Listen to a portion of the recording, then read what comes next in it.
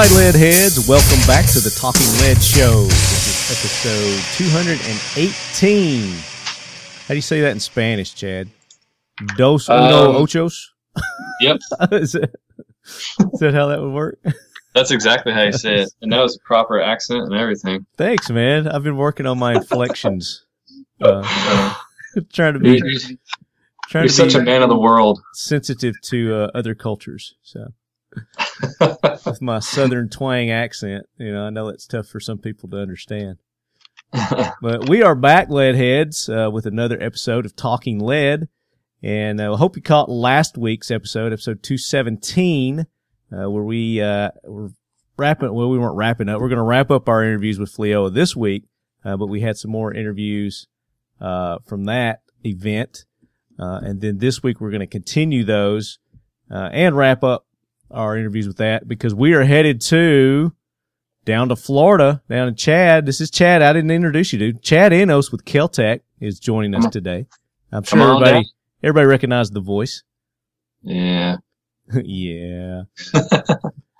But I'm headed down to Florida, and our good buddy Bill Hampstead with Flea OA is flying in, and he's going to go on that trip with me. We're going to take the lead sled, put some more mileage on that beast. It's got over 307,000 miles on it right now. Wow. Trucking along. What kind of vehicle is that? It's a 98 or 97 Yukon. One of those. Yeah, you need to get with GMC, man, and let them know what you got going on with that thing. Let them know what I got going on? Well, yeah. I don't want to hex it, but I am in talks with a company right now, so there could be a new lead sled in the near future. A Prius? You getting a Prius? How did you know? It's so cute. Actually, it's one of those little cars that looks like a head. It's like a catfish head. I don't. What are those called? Fiesta. You got to get the Wiener mobile. Are you talking about a smart car? Yeah, a little smart car. They're just big enough for like two people. It looks like a not so smart car. The not so smart. Yeah. The stupid car because you're gonna die because it's pretty so much small. Cross your fingers, lead heads. We're working on something for a new lead sled, but I'll keep this one until the wheels fall off of it, man. I've loved this thing. It's been my baby for, oh gosh, I bought it probably when it was like 2 or 3 years old. And, oh wow! It only had like 3,000 miles on it. I had an Xterra. I bought the Nissan Xterra when they first came out, and I absolutely love that Xterra. And we were driving down. I remember that thing. The Xterra. Yeah. Oh man, that was back in early 2000s when those came out. How long did you drive that? 99, something like that. Well, I didn't drive it long because what happened was we were in Nashville driving one day. Actually, I just went to the airport to pick somebody up that day too, which I'm getting ready to do today. Cross my fingers, but. They were doing a lot of construction, and we were getting off, I think it was Demumbrium Street, and there were cones set up, and this lady was over to the right of us, and she panicked because it was forcing her to exit, and I guess she didn't want to exit. So she just swerved left and rammed us right in the side and knocked us into the guardrail. Oh, one of those drivers that just wants to go wherever they want. Right. Don't mind those lines and stuff and signs, you know. Right, exactly. I mean, there's construction going on everywhere. Just drive at your leisure. And she plowed us into the guardrail, totaled the Xterra. Oh, man. My wife at the time, I was married at the time, the airbags deployed, and her airbag had her face imprint on it, you know, because of the makeup. You could see, you could see the masks come off. The face imprint from her makeup. You see the eyes, you see the nose, and her mouth. Are you married to a clown? No, just women have the makeup. You know, those airbags come out so hot. Yeah, I mean they're hot. There's heat on there when they come out, and they burn you. And we kept that airbag. It had her face imprint, and it looked funny because it like one of those sex dolls because her mouth was open. I guess she was saying, "Oh shit," at the time. That's funny. But she was a science teacher, so she took it and used it as like a educational tool when she would teach classes like for what's it called? How to get your face on an airbag? Physics, yeah. I guess physics. But anyway, enough about that. We've got a awesome show coming up. We're going to be talking about cool clothing for operators. I wonder what that could be. We're going to be talking about like phone operators? Phone operators, yeah. You know, okay. they need cool clothes while they're sitting there talking to people. You know, they got to look their best. Absolutely. We're going to have some financial advisors on, believe it or not, but they've got some cool stories. I like it. I need that. One of them used to work for one of the companies that makes Gatling guns for A-10 Warthogs. Wow. So he's got some good stories about that. And then another guy, he's a avid big game hunter. So he goes to Florida. He goes to Africa. I was going to say. Y'all got big game down there in Florida too, though, right? The only big game here is usually coming out of bars at 2 a.m. But he's a big game hunter in Africa, and he's got some awesome stories from his trips when he goes to Africa. And then we've got the guys from First Tactical, John and David. Awesome. And they're going to talk about, it's a fairly new company, but they have got a lot of product. They might be new, but they're first. They're first. That's right. They're not second tactical. And then Ron Carson with Cool Action Suit Company. Cool Action Suit. Yes, and they're Sounds phenomenal. like something out of Zoolander. Zoolander? How did you know about that? What? Zoolander. There's a reference to Zoolander in this week's show. Oh, you're psychic, dude. I'm something. Very cool. That's funny. No, we actually have a reference to Zoolander in this week's episode. So, in Mugatu, that's their first SKU. I love Mugatu. That's a great movie.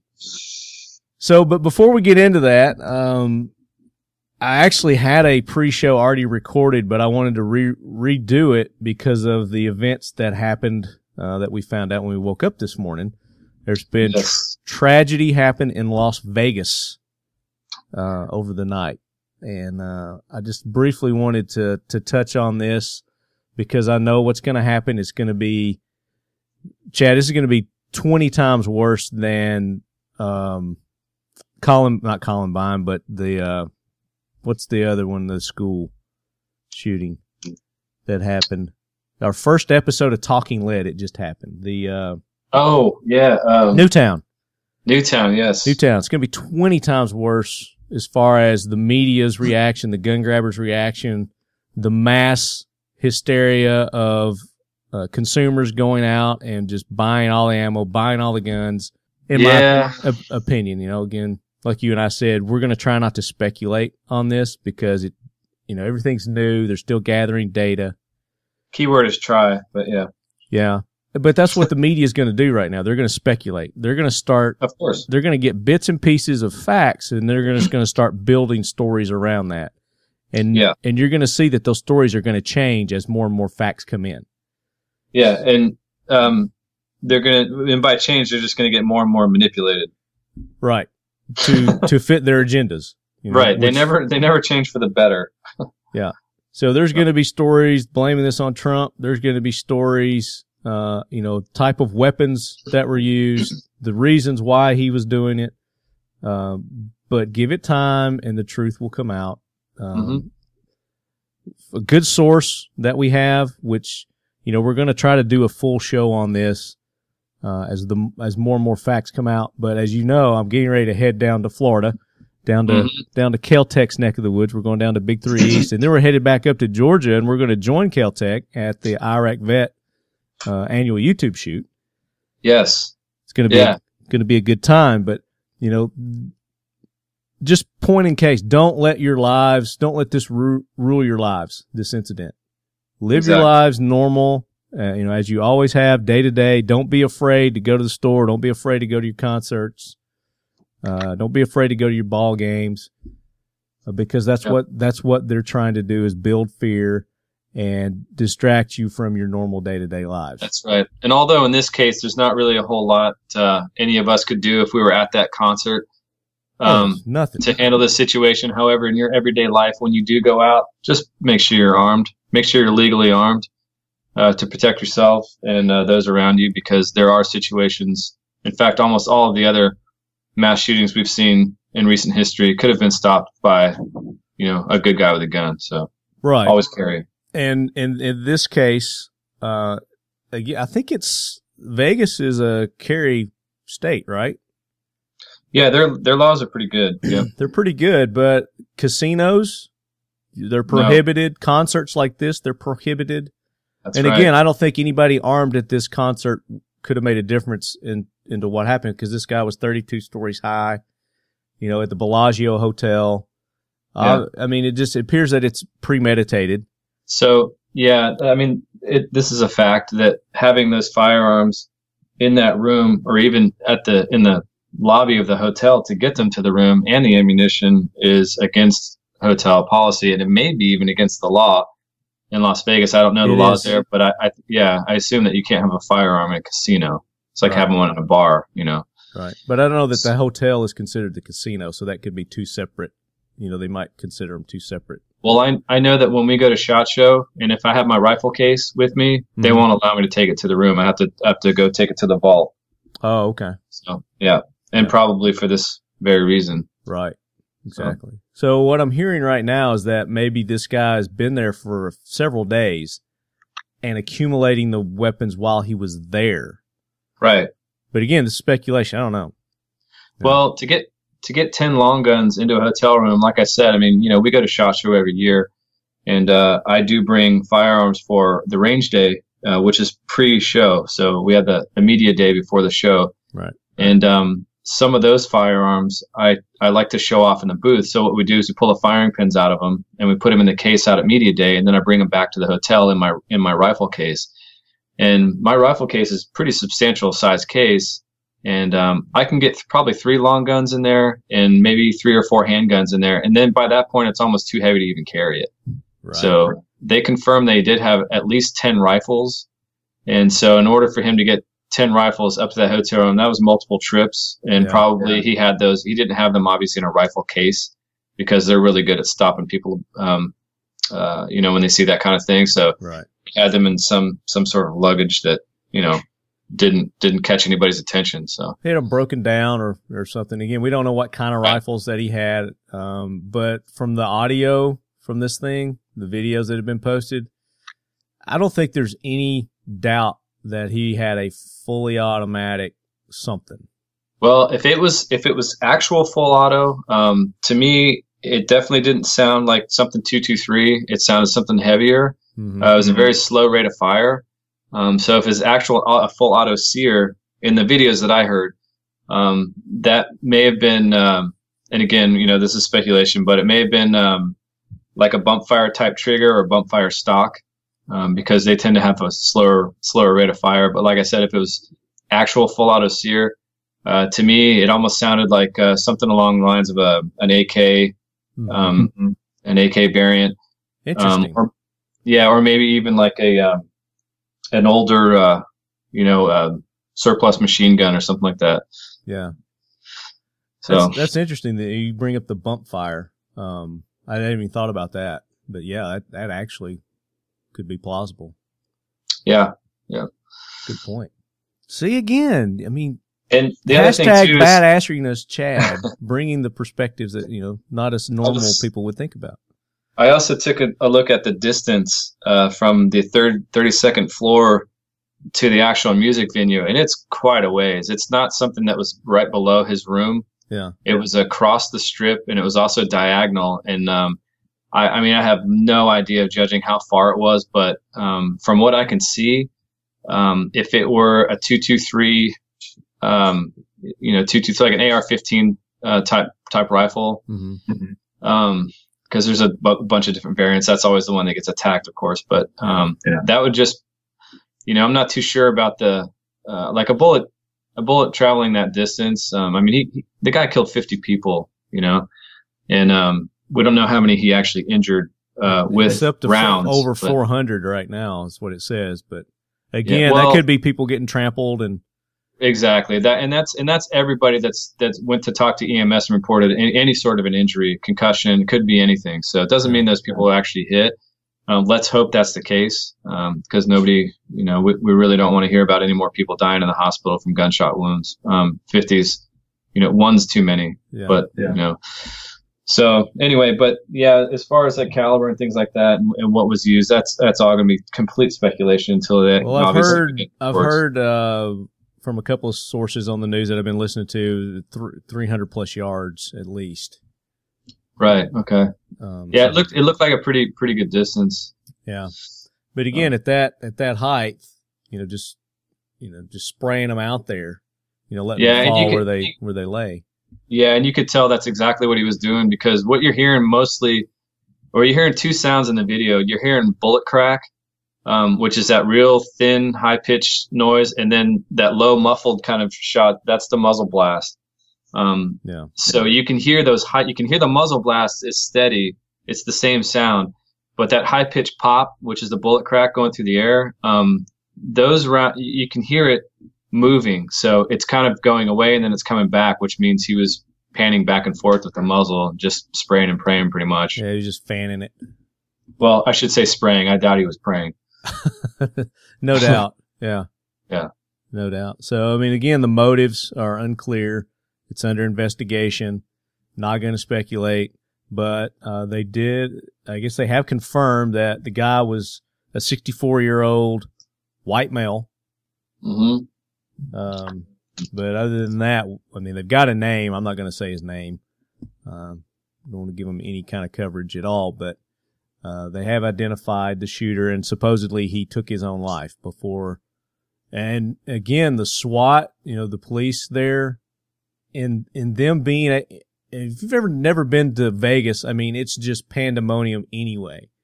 Always. And to be able to figure out that quick where those shots were coming from, to me was amazing. Yeah. I would imagine that the people on either side of him in his hotel and, above him and below him probably reported that, immediately. Yeah. I would, I would if I was in a hotel. Yeah. Yeah. So. Yeah. So I'm sure that probably had a lot to do with the rapid response that they had. Yeah. Because with 10 guns, I mean, we don't know how much ammo he had, or what the guns were. Could have been a whole lot of explosives. Don't know if he had any explosives at this point. There's not been any reports of that. I heard a report that he was monitoring the security, like he had his own, like they're making it sound like, and of course the media, they're making it sound like he was tapped into the security cameras at the hotel. But I was talking to Matt about this because the responding law enforcement said that he was monitoring their moves. So what that tells me is he set a camera up outside his room and was looking at his cell phone. I mean, that's probably what he was up to, because he was at the hotel for, I think, 4 days. I seriously doubt in 4 days he could get past the security enough to get into their actual, surveillance cameras at the hotel. So I think he probably just had something set up down the hallway, so he knew how much time he had, before he had to off himself. So yeah, just seeing if anybody's being nosy outside his room while he was getting everything set up. Yeah, well, I mean, obviously he knew they were going to show up, and so when he started firing, he was probably monitoring the SWAT team coming down the hallway. And oh yeah, I'm just talking about the days that he was there prior to getting set up. He probably had that out there too to make sure, the maids and people weren't coming in the room. It's possible. Yep. Again, speculation. Yeah.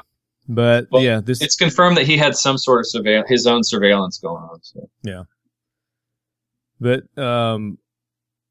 this is tragic, obviously. My whole point in getting Chad on, and just wanted to address this a little bit ahead of time, again, is don't fall into that media trap where they're going in and they are speculating. I mean, they are speculating. They've got agendas, that they want to pull you into. So don't fall into those.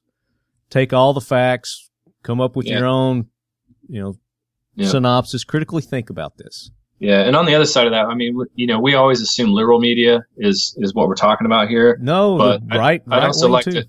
Absolutely, I'd like to address, the conspiracy theorists and stuff. Just shut up, just stop. Yeah. Just stop already, because it's already difficult enough for these people to do their job, and especially when it comes to law enforcement, making their community feel safe. Like, we don't need you guys like coming up with all these stupid conspiracy theories about, this guy's like a converted Muslim. I've already seen that. The guys that converted to Islam or something like that. So just give me a break. You have no idea if the guy converted to Islam or any other religion for that matter, and you have no idea what his motives are. So just stop.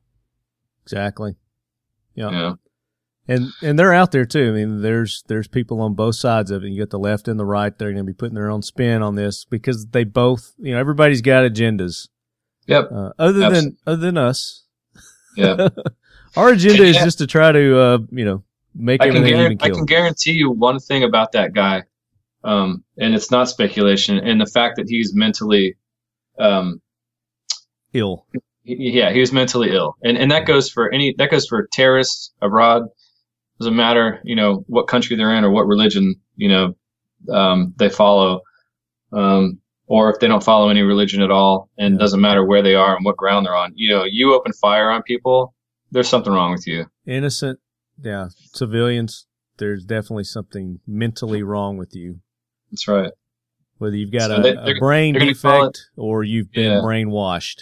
I've already heard domestic terrorism and all this other stuff. It's not domestic terrorism. The guy was a murdering criminal. Like that's the bottom line. That's it. The guy was mental. Criminal. Everything that he's done so far, more than likely, is illegal. I've heard a couple of reports. Tom Brokaw even said this. He said it's illegal to own fully automatic weapons. Civilians are not allowed to. Well, that's wrong.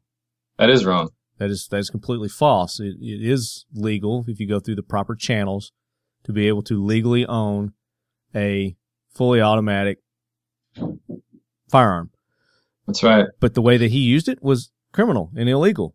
Well, yeah, I mean, so that's a total. It's a lie because it doesn't take much to. I mean, anybody could Google that in like 20 seconds. To find out that you get a Class 3 license to own fully automatic stuff. Same with suppressors, SBRs, all that stuff. They're not illegal. So that Tom Brokaw and those news people out there are just throwing that, they're throwing it out there to give the perception that anybody that has a full auto, and I guarantee you they're going to fall into the whole military style rifle is a felon or a criminal or whatever. So they're just painting a broad picture of gun owners. Yeah. Yeah. That's what it's doing. But at the same time, he was trying to paint himself as an expert. Well, not only that, but a gun enthusiast. Because he was like, really? I grew up in wherever he grew up, Utah or Colorado or something like that. He said, and my dad would take me out shooting and hunting, but he taught me the safety and the proper use of, this. So he was trying to paint himself as a gun enthusiast at the same time. Yeah. So what I think what they're probably trying to do there, and that may be true. Who knows? But I know that what the media does when they do stuff like that is try to manipulate the masses into thinking that even us gun owners want common sense gun control. Mm-hmm. And that's probably where where he's going with that. That's exactly his angle with that. He's saying, look, I'm on your side. But at the same time, we need to do something about this. Yeah, there's got to be something that needs to be done. Well, everything that this guy has done so far has been illegal. There are already laws in place, you can't. Yeah, and we say it a million times. You can't legislate crime away. No, you can't. Like there's speed limit signs all across the United States. Everyone speeds. Yeah. I mean that's against the law. It's illegal to run over somebody with your vehicle. That's against the law.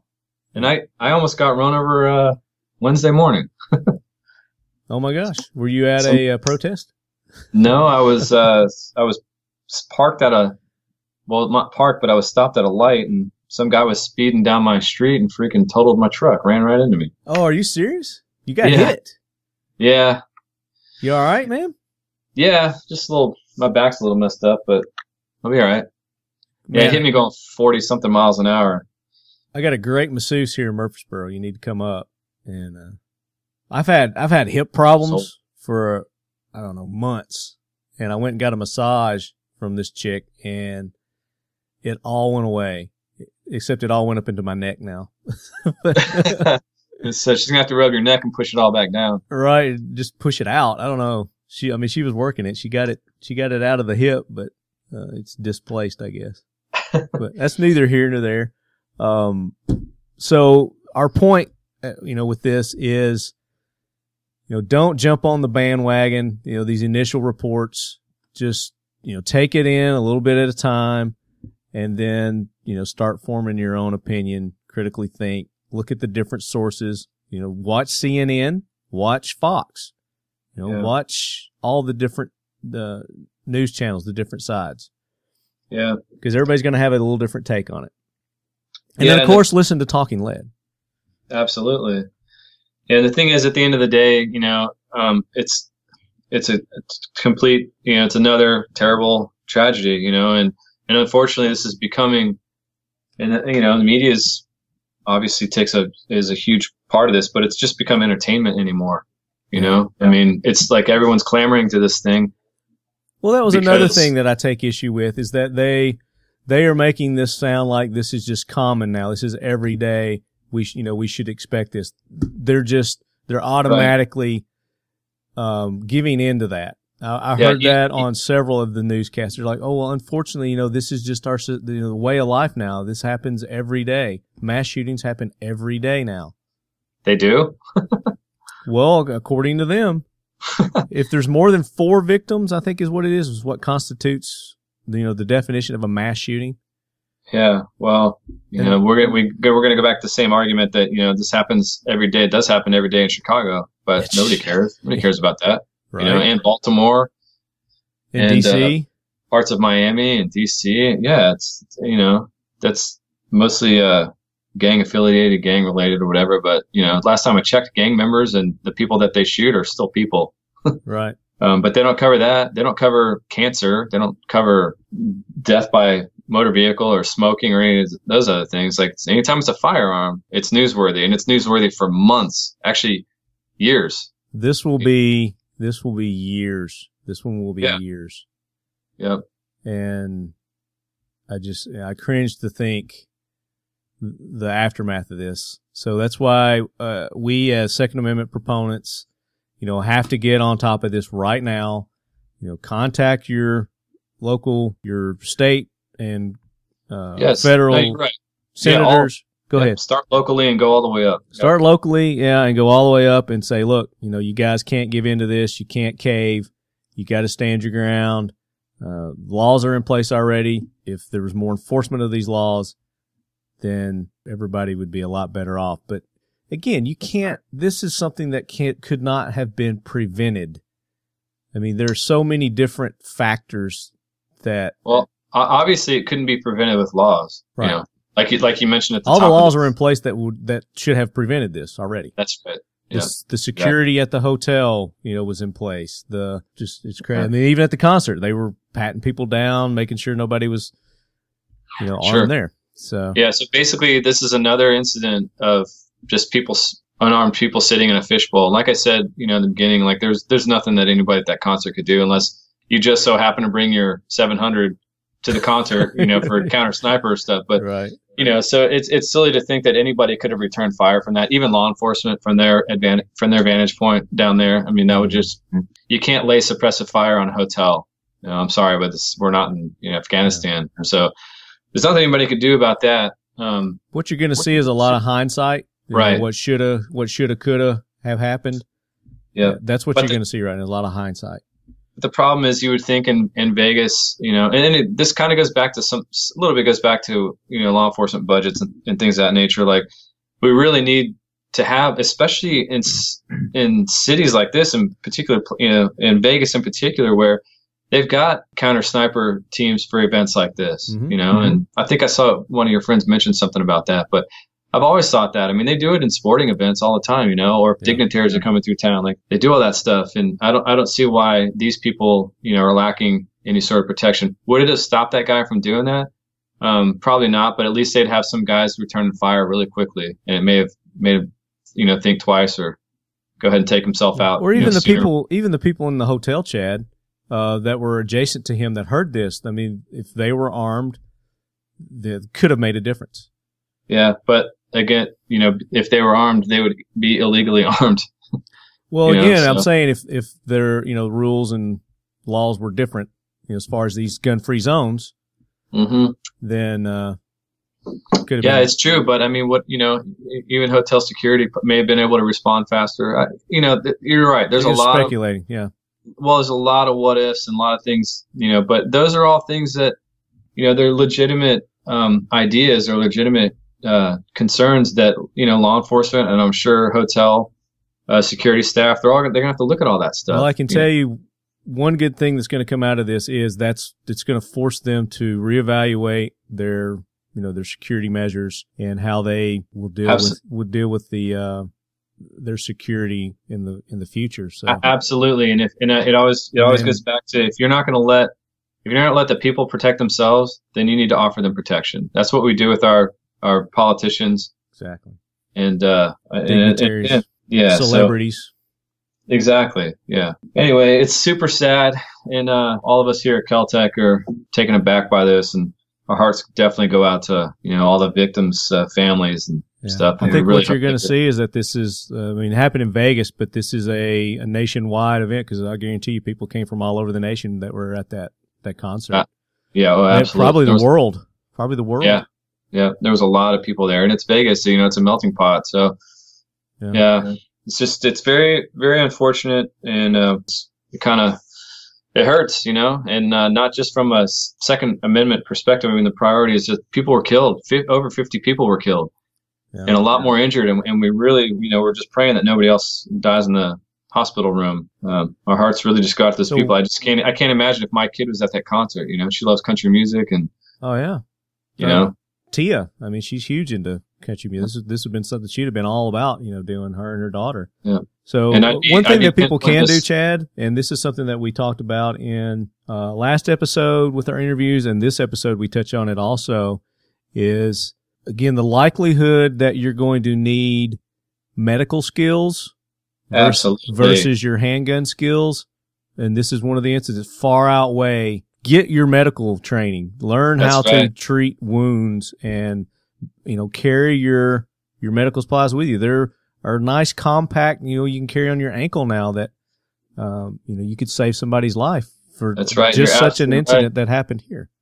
And even, there's makeshift ways to pack wounds and what you don't have to necessarily have a medical kit on you. It'd be great if you got something the skills to know how to do it. Yeah, that's right. And the other thing to look at too is, unless you're disabled, keep yourself in decent shape. You may have to pull somebody out of something like that. You know what I mean? Yeah, somebody next to you goes down, you might have to throw that person over your shoulder, get them out of there. Yeah, or at least drag them. You got to drag them. Be strong enough to drag them. I mean, that's better than nothing. Definitely. Be a leader in situations like that too, so you can delegate things. Like know where cover's at. Force people to go to run where there's particular cover. I saw all these people running across a wide open field the guy was shooting in. Yeah. And there's cover all around them. There were places they could just ditch to that was 10 yards away as opposed to 200 yards away. So, be a person that's mindful of things like that when you're out in public. Yeah, and you do that with training. So you have to train. You just don't pick these up by watching YouTube videos or listening to us talk. You've got to take the courses. And I'm sure that everybody that's listening, there's some place in their area that offers some sort of first aid medical training. I know here in Murfreesboro, there are several places on Target. The range there, they're starting to offer first aid medical classes to the public, so you guys can go there. There's training facilities, Camden, in Camden, Tennessee, James Youre, they offer courses. Rob Pincus is tied in with the PDN network there. All kinds of different sources there. It's there. It's easy to find. It is, and and it's not complicated, guys. You'd be shocked at what just simple life-saving just CPR can do. Yeah. Just the basics. You wouldn't believe how many lives are saved by that stuff.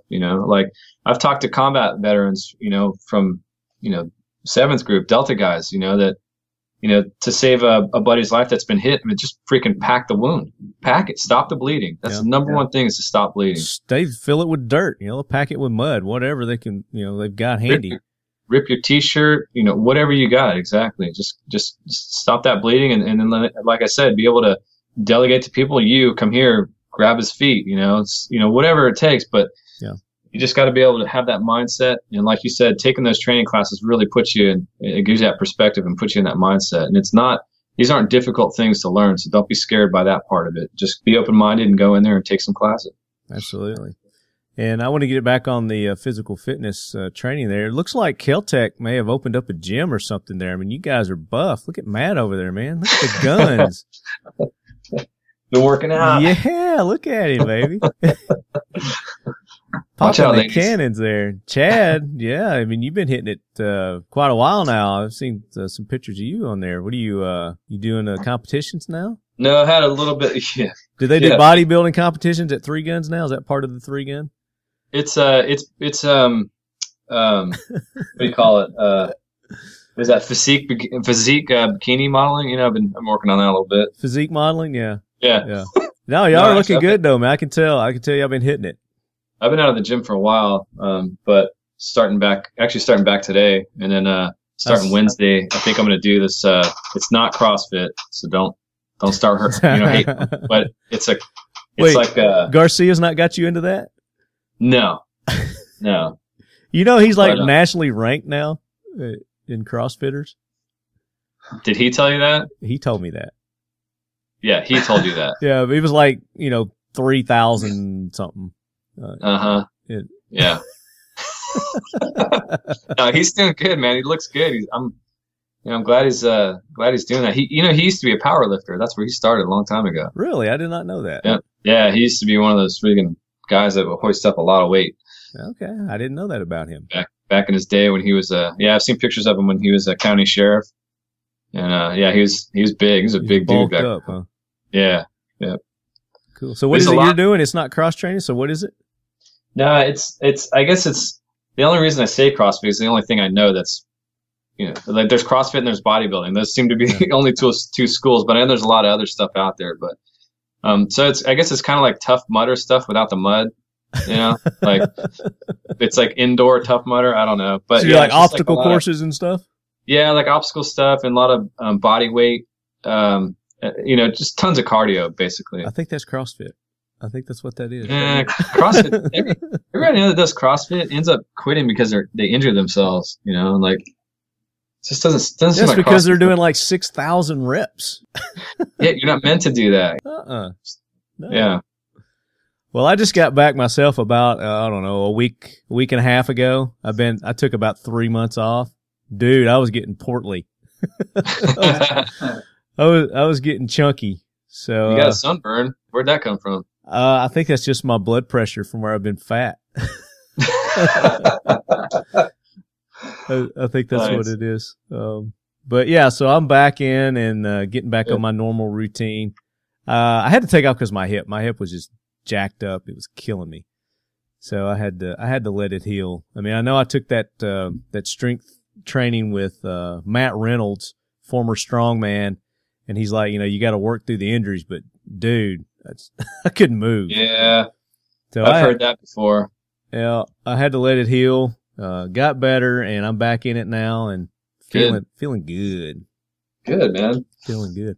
I'm also feeling really good. Do you guys want to make the announcement now? You want to drop the bomb on everybody? Absolutely. All right, drum roll. We were talking SHOT Show earlier, and we've got big news for SHOT Show. You guys want to drop the bomb? Yeah. Let's do it. So we have in our booth, drum roll, Talking Lead, going to be in the booth for the whole show. That's right, ladies and gentlemen. Kel-Tec is the official lead quarters for Talking Lead during the 2018 SHOT Show. Yeah. That's awesome. It is going to be awesome. We're going to have you guys are going to have to tune into all these shows because we're going to have some amazing people coming by the booth to do some interviews. There'll be a lot of shenanigans, I'm sure. Oh yeah. But there's going to be a lot of great information about the industry out there in every aspect. So it'll be great. We got four solid days of it. And we're going to be bringing it to you from Talking Lead. We're going to even try to do some live shows, ladies and gentlemen. I know I say that every time I go somewhere, but I'll have some extra hands on deck this time. That's right. So we're going to make it happen. Yeah, it'll be awesome. Very good. So looking forward to that. That's coming up January. SHOT Show this year next year will be January 23rd through 26th. 23rd through the 26th. And, of course, as always, we're there a few days earlier. We've got the Anti-Terrorist Alliance Try and Buy event. That Sunday that we're going to be covering. And Very cool. And then the SHOT Show range day. We're going to be there for that as well on that Monday. So that's always fun. Good stuff to look forward to. Yeah. So, guys, we're going to get into this week's episode now. But first, we want to thank all our sponsors. Right On USA, the official optics of Talking Lead. Make sure you guys check them out at rightonusa.com. Spell that. RITON USA.com, baby. Nice. They've got the full line of optics. If you're looking for binoculars, these are some of the best binoculars I've ever laid eyes on, pun intended. 10X, crystal clear. I've been using them for my my spotting scope, which they are coming out with. They just haven't come out with their spotting scopes yet. They've got the rifle scopes, anywhere from your 1 to 4s, to 1 to 6s, all the way up to a 5x25 that I've been using on the 308. Been doing some precision shooting with that. Took it out again this week, and I've been about 320 out of my farm, out of the Talking Lead Ranch. That's about as far out as I can go there. But I went to a place called White Feather Precision Shooting this week also, Chad, and that's down in Ardmore, Tennessee. They've got 1,000-yard range set up. Say it again. White Feather Precision Shooting. Check them out. White Feather Precision Shooting. That sounds pretty cool. It is a high-tech, state-of-the-art shooting facility that you're really going to like it. So we may be doing some things with those guys in the future. Yeah, let's do that. X-Steel Target. X-Steel Targets. The best, most affordable AR-500 steel targets on the market today. Check them out at xsteeltargets.com. Bud Sanson over there, they've got a great line, whether you're a competitive shooter, you're law enforcement, military, or just recreational shooter. They've got a target to fit your need. Hunters, they've got game targets. And if they don't have a target that fits your needs, they can custom make them. So give them a call, shoot them an email over at xsteeltargets.com. Frontier Tactical, the developers of the Warlock multi-caliber system. So you can convert your AR-15 into a system that can shoot up to 90 different calibers using their Warlock adapter system. And oh, by the way, they just started their own line of AR-15s, the FT series, that comes standard with that Warlock system on it. So right out of the box, you'll be able to shoot up to 90 different calibers. FrontierTactical.com. Modern Spartan Systems. Optimize your firearms with Modern Spartan Systems line of gun cleaners, gun lubes, what else? Stuff. And whatnot. Don't forget whatnot. And whatnot. They've got the full line there. They've actually even got a suppressor conditioner that you can break your suppressors in to make them even more useful and beneficial. I haven't tried it yet, so I don't know how well it works. But they've got a line of engine additives, Chad. The old lead sled has been drinking it up. The TVT engine additive. That's keeping the old girl running. Like I said, we're at over 307,000 miles, getting ready to put another, I don't know how far it is down to Daytona. We're going down to Daytona and then back. So that's probably another, 1,400 miles at least? Yeah, 1,600, something like that. Yeah. Somewhere around there. So knock on wood. Let's pray the old girl makes it. But I have noticeable increase in my gas mileage when I use that. Somewhere still in the, 20 miles per gallon on the highway from a 307,000 mile how many years is that? Almost 20-year-old vehicle? That's pretty good. 97, 2000. Yeah, something like that. So check them out, modernspartansystems.com. Glock, the official carry of Lefty, old Lefty, talking lead. That's me. I rocked the Glock 23 and the Glock 27. Whatever. Just acquired the Gen 5 19, and so I'm making a transition over to the 19. PF9? Oh, The PF9? Could be. Could be. I have shot maybe a PF9 once or twice. I don't have a lot of experience with those. I need to get more hands-on with those. We'll fix that at one of these range days. Yeah. No, actually, IV888. You guys are going to be there, right? Are you going to have those there? Yeah, we'll do some 80-yard shots with the PF9. Nice. Very cool. I want to try out the you've got another one too. What's your other handgun? With P11, P32. I think it's the P11. It's a 9mm, right? Yeah. That's a 9mm too. Yeah. I've never shot that one. That's one I want to shoot also. Okay, I'll put that on the list. Never had an opportunity to shoot that one, so I'd like to try it out. Compare the two. That really helped with my Glock plug, didn't it? So. Everybody loves Glock. Well, not everybody, but most people love Glocks, so whatever. And then, of course, Kel-Tec, the official lead quarters of the Talking Lead Show for 2018 SHOT Show, which is going to be awesome. So I just want to thank you guys for bringing us in, putting us under your roof. It's going to be a great time. It's been a long time coming. Maybe we can get Derek and George on the show. We'll see what happens. Are they recluse to the microphone? Are they mic shy? No, so my goal, and it's a long shot, but I want to try to get George on the show so that Janssen Jones from Freedom Munitions can interview him. Okay, that would be cool. And Janssen's already got all his questions lined up. He's nice. Really meticulous, and it's going to be really interesting if we can get that to happen. That'll be fun. Yeah, that'll definitely be fun. Of course, you guys know Janssen Jones. He's been on a couple of times. We had him on for our and that's something we got to talk to you about too. The bear episode, the bear hunting episode. You were a no-show for that one. So yeah, I'll have to give you my side of the story. Yeah, at some point we got to get your side of the story. Maybe we'll do that at SHOT Show. Absolutely. We'll get Janssen there. We'll rehash and we'll go over the whole thing. There we go. And then of course he's promised that you and I are going to go on a bear hunt with him next year. I just thought of a really great interview. So we're going to get Jimmy from Silencer Co. Uh-huh. I'll get Jeremy and Janssen. We were the four main guys at that, and we've got a really nutty story to tell you. So sweet. Yeah. Write that down. Don't forget. Yeah. Oh, I won't. It's burned into my brain forever. Okay. It's pretty good. Awesome. So it's going to be a good time. We're going to get some great interviews there at SHOT Show 2018. Yeah. So let's jump into this week's show, guys. Without further ado, wrapping up our interviews from the 24th, and it's biennial. You know what biennial means, don't you?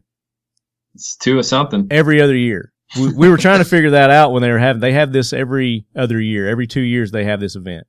That's biennial. Not biannual. Okay. Biennial.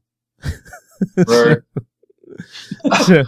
So Flea OA National Conference. I was scared to ask you what that meant. Biennial. He said anal. Boom. Roll that beautiful bean footage. All right, lead heads, we are back, and we are still at the Flea OA 24th National Conference. This is day 2, and we are continuing our interviews. And I'm going to go around the table here and let you introduce yourselves. Over to my left, as you're listening to us on the radio dial. Hi, my name's Matt Bumstead, and coming to you from Seattle, Washington, just south of there, actually, a little bit. And over here in St. Louis at the Flea OA conference, I'm here with my friends from Livingston Federal, one of their advisors up in the Northwest, work with federal employees in their retirement planning. Very nice. And Glenn Livingston out of the Baltimore, Washington area. And, it worked out really well when I interviewed at Livingston Federal. But, yes, we work with, federal employees helping them with their retirement benefits. Very complex, Very cool. When the president's your CEO and Congress is your CFO, things change quite a bit. And then over to our far right, we have Ron Carson with Cool Action by Carson. It's a cool action suit. You can check us out at coolactionsuit.com, and we're making suit wearing fun again. We're the first ever making fun and comfortable. Fun and comfortable and cool. And cool. That's right. First ever, we have the patent on it. First ever completely dry fit business suit. So when you need to wear a suit for your high performance job, you check out coolactionsuit.com. There you go, guys. There it is. Awesome. So we've actually talked about your product a little bit on the show in the past. Yes. We've been trying to get you on for a while now. Great to be here.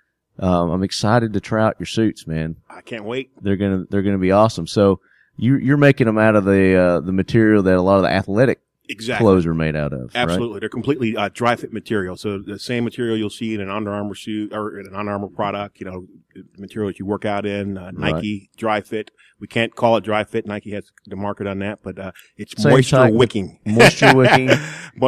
It's flexible. Flexible, lightweight, cool, comfortable. It stretches with you. You move, it moves. Perfect for concealed carry as well. It was tested by the United States Secret Service and other federal law enforcement officers. Very cool. We got their feedback and incorporated it into the suit and made a suit that's designed first of its kind for law enforcement officers. So we're happy to be here. Because those guys are, always on the move, and exactly the gear that they carry, the concealed gear. These suits are perfect for that kind of lifestyle. Perfect for that. Again, wear tested by federal law enforcement officers, mainly Secret Service and other cabinet protective dignitary details. Right. Got their feedback, incorporated all that into the suit, and now we're good to go. Now you're open to the public. Open to the public. Coolactionsuit.com. Very cool. And anyone listening that's at the Flea OA convention, we're offering a special 40% discount for Flea OA members. So just use the code Flea OA 17 and you get 40% off. Flea OA 17. There it is. Can the leadheads use that also? Leadheads can use that as well. Please spread the word. 40% off. 40% off. Coolactionsuit.com. Just use Flea OA 17. Okay. And how long is that going to be good for? That'll be good for the next couple of months. So get your suits quickly. They're going fast. Cool. You got mine reserved, right? You know it. It's on its way. Good to be here with you, Mark. Yes, sir. Appreciate you being here. Livingston Federal. Yes. Is that right? Yeah, that's correct. Okay. Tell us a little more down. You tell us what it is. Tell us a little more about your company, how you got started, how you got involved with Flea OA. So, we're financial advisors in the Baltimore, Washington area. And a number of our clients, before we got involved with federal employees, were federal employees. There's a handful in the Baltimore, Washington area, federal employees. And we could help them with their investments and things like that. They're what they call their thrift savings plans, their 401k. Mm-hmm. But we couldn't really help them with their benefits. That's very complex. And they were coming to us with lots of questions. And we decided that this would be a great niche for us to get into. Okay. And so it started out with some associations, the FAA in particular. We started out with them, and it grew to the point where they wanted to start doing seminars across the country. And then we had to start connecting with other advisors around the country, like Matt here in Seattle. We have advisors from Seattle to Miami. They were supposed to be here. They couldn't make it. One of the gentlemen from Tampa had to fly home yesterday because his flight today was canceled already. But they're getting some weather down that way. Oh, it's heading that way. So they're going to be there. It's going to be shortly. It's things are shutting down pretty quickly down there. Yeah, we saw on the news this morning that it went over. Was it Antigua or the Turks or something like that, and just devastated it. Yeah, I saw one report where over 50% of the people in Barbados are homeless now. Or without shelters. I mean. Once you get a lot of those islands, once you get off the resorts, a lot of them can be poor, and those homes aren't built necessarily all that well, especially for 150, 80 mile an hour winds. I don't care how well built it is. When those kind of winds come through, it's gonna be knocking some stuff down. I know St. Thomas got hammered pretty bad. St. Thomas Island. And there's another one right behind this one. Jose, I think, is coming in right behind it. So I mean, it's not going to let up anytime soon. Jeez. Unfortunately, I hate to hear that. Yeah.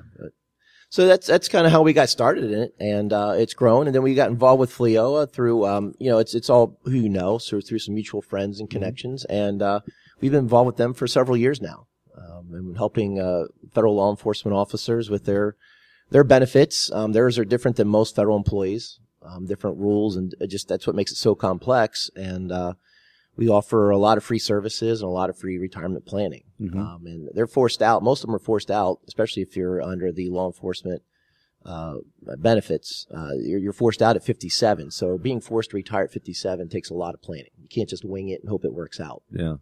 And that's what you guys are there for. Yep. We're there to help them. We offer free retirement planning for the federal employees. Okay. And the law enforcement. So is it any federal employee would be able to use your service? Any federal employee, yep, around the country. Okay. So we got a lot of our listeners are federal employees. Would that include military? Oh, yeah, military, we would do that. Typically with military, though, a lot of times they are transient a little bit more. You know, I mean, they're going to go from spot to spot, as well as they're not typically, there's not a lot of people that are going to necessarily be career military and only career military, right? Yeah. And so they might be in for, 10 years and then move on to something else. And it's usually that something else that we can help a lot out, help a lot more with. But yes, we do have military clients. A lot of our federal employees were previous military, and so they have military experience and can use that with their retirement as well. But yeah. So any individual can come to you guys. Their organization doesn't have to be a part or a member of. No.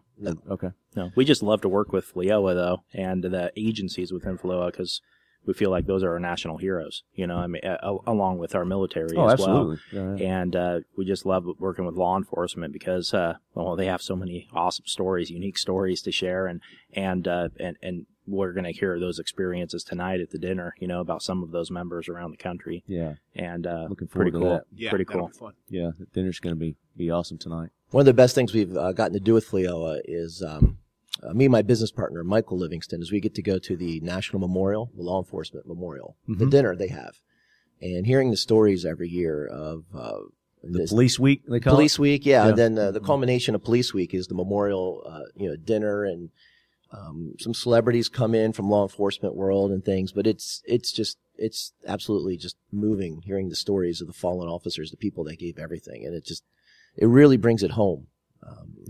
For what these people put on the line to protect us. Very cool.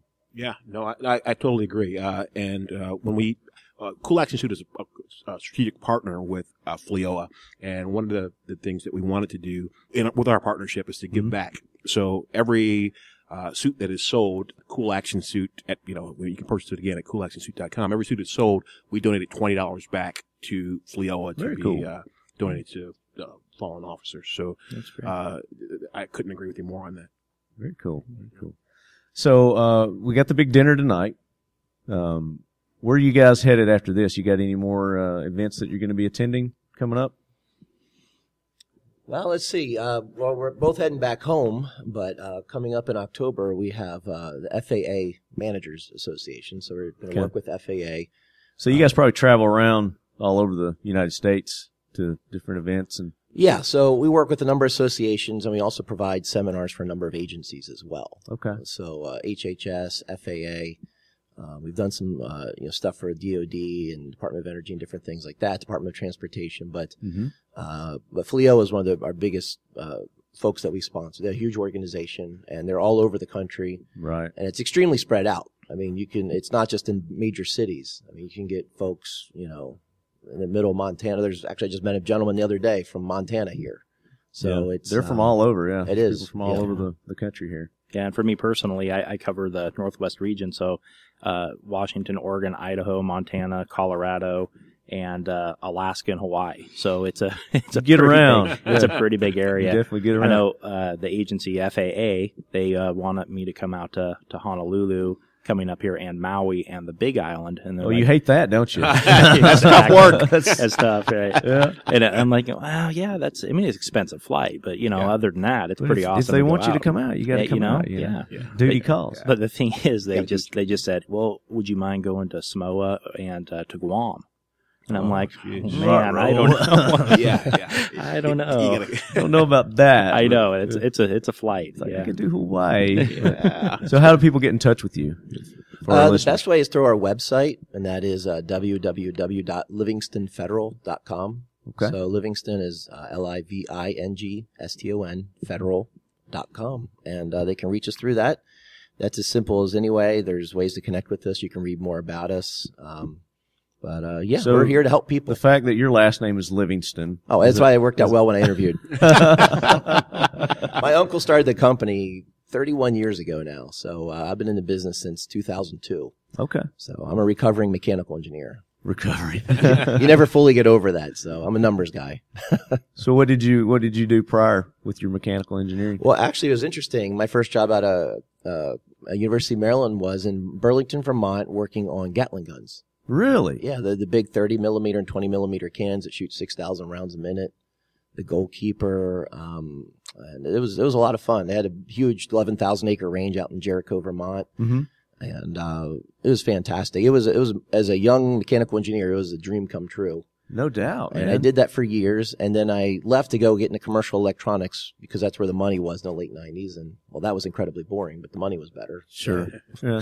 The things you'll do for money, right? Exactly. I'll put up with a little boredom, but man, so I want to hear more about the Gatling gun. Oh, they're amazing. Those 30 millimeter cannons are just, what's the cannon that's on the pods on the C-130s when they used to, go through Vietnam, just, take down the entire forest. Also the A-10 is a 30 millimeter cannon. Basically the A-10 is a airplane that was designed around a gun.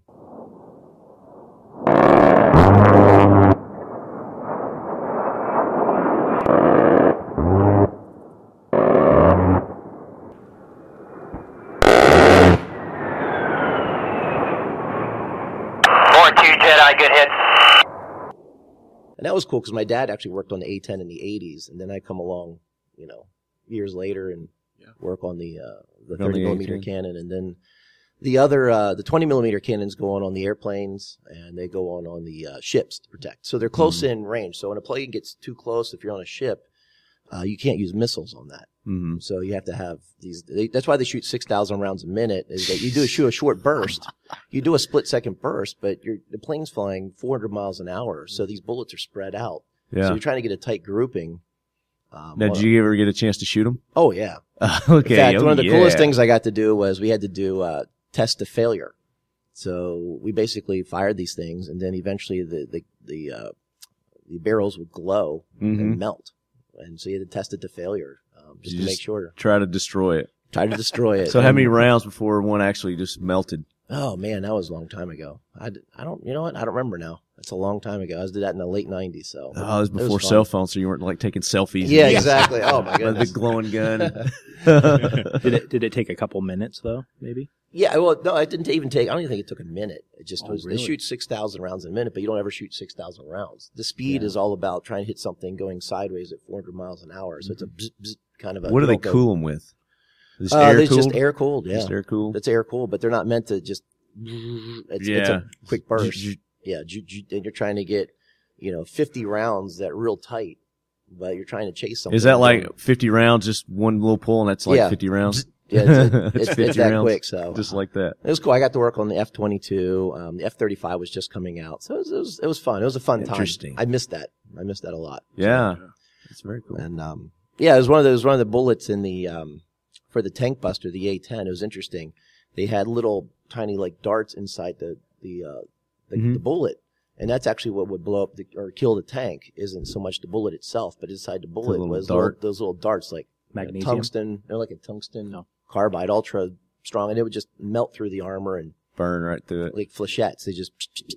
And now, so did you design the ammo too, or were you just working on the guns? I just worked on the guns, but the guys there did the ammo. So, I mean, I was a young engineer, so I'm probably taking more credit than I deserve, but it was fun working on it. There's nobody here to dispute that, so take all the credit you want right now. Actually, I created the Gatling gun. That was me. My name is Glenn Gatlin. Glenn Gatlin Livingston. But it was a fun time. I really enjoyed it. So I'm a gun guy anyway. So that was just the dream come true to go up there in Burlington, Vermont, and have fun with that. Absolutely. Yeah. Do you still know people there that maybe you could get your foot in the door? And no, that whole thing up there has been kind of moved around the country now. In fact, I was interviewed by Martin Marietta. By the time I joined a few months later, it was Lockheed Martin.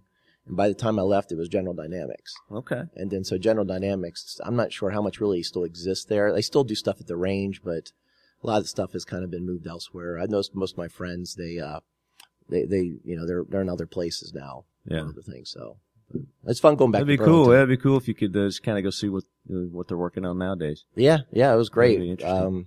One of the things we did too was the objective crew served weapon, which basically tried to replace the Mark 19 and the M50 because they were so heavy. Mm-hmm.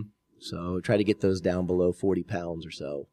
Usually those guns weigh like 100-some pounds. Right. Yeah. So how'd that go? Did you get? It was still in the testing phase when we were working on it, but it was a lot of fun working. I think they're just now starting to really send those out and develop those. But so how much do one of those Gatling guns cost? I don't know. It's not cheap. I know that. Yeah. You weren't involved with the sales? No, I wasn't. I was like young, but they don't let the young guys do negotiating on that. So, right. Yeah. It was fun times. It was good. It was real good. Matthew, give us a little bit of your background.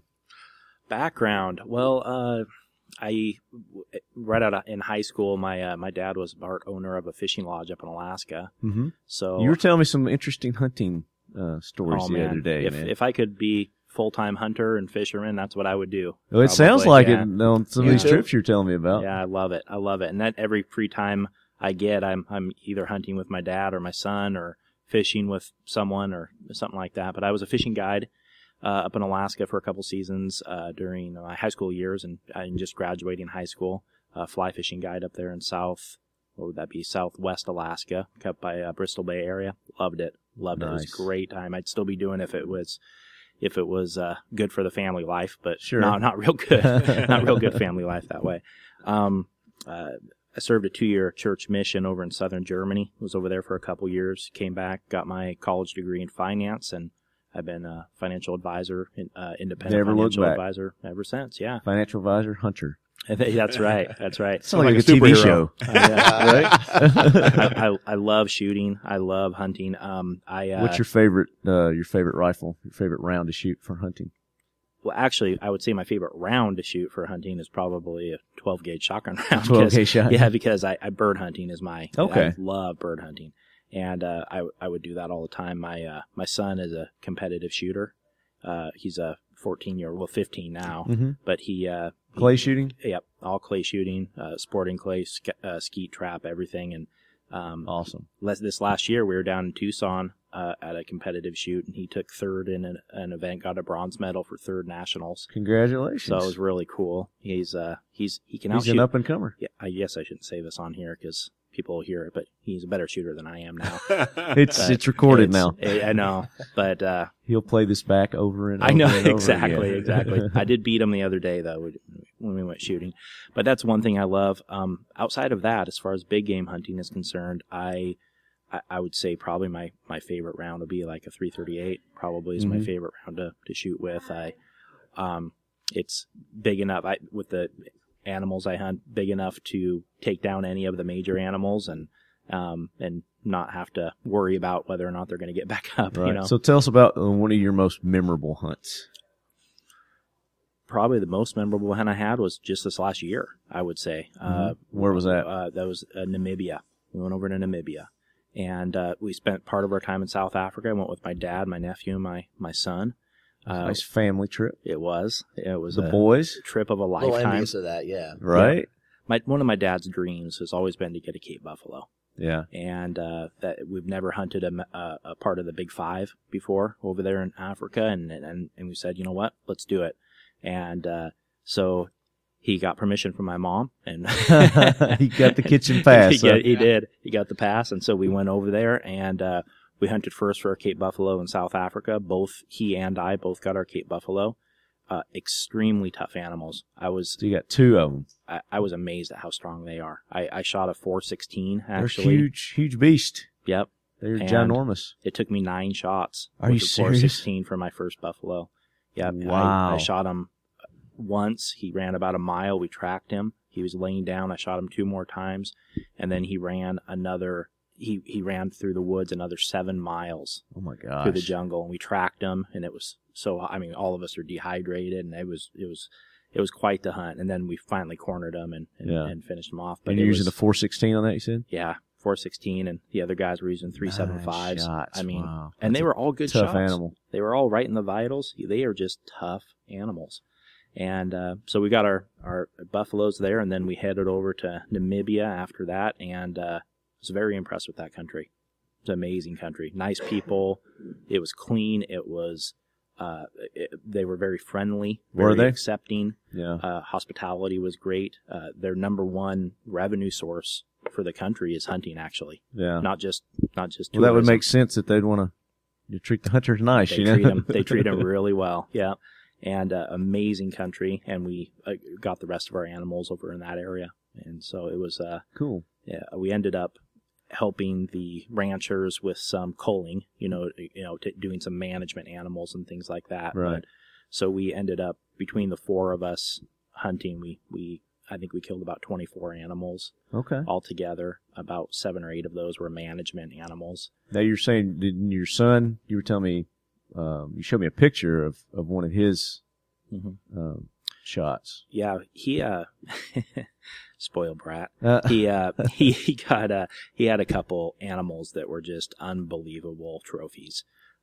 He ended up shooting about 7 animals while he You was say there. one was a world record or something? One is a very high gold medal record for Safari Club International. Okay. It's a Gims buck, and it was a 45-inch Gims buck, which, if you're around the 40-inch range, you're gold medal, and so he was way beyond that. He also had a gold medal spring buck and a gold medal. What was the other one? Impala, I want to say. So it was. He's just really showing you cool. up left and right. Yeah, I know. He really was. He really was. Man. And he's a good shot, too. He's a good shot. And you did that this year? That was Yeah, this it's year? February of this So year. what was the outfit that you went out there with? It was Thursland Safaris, and a gentleman named Kobus. Mhm. And Kobus is born and raised in Namibia, but he's Afrikaans, so a white African there, and speaks all the languages, and great guy, really, really fun. Give him a fun plug. guy. What was the name of the company again? Thursland Safaris. Okay. Today we're coming to you from the country of Namibia. We go now.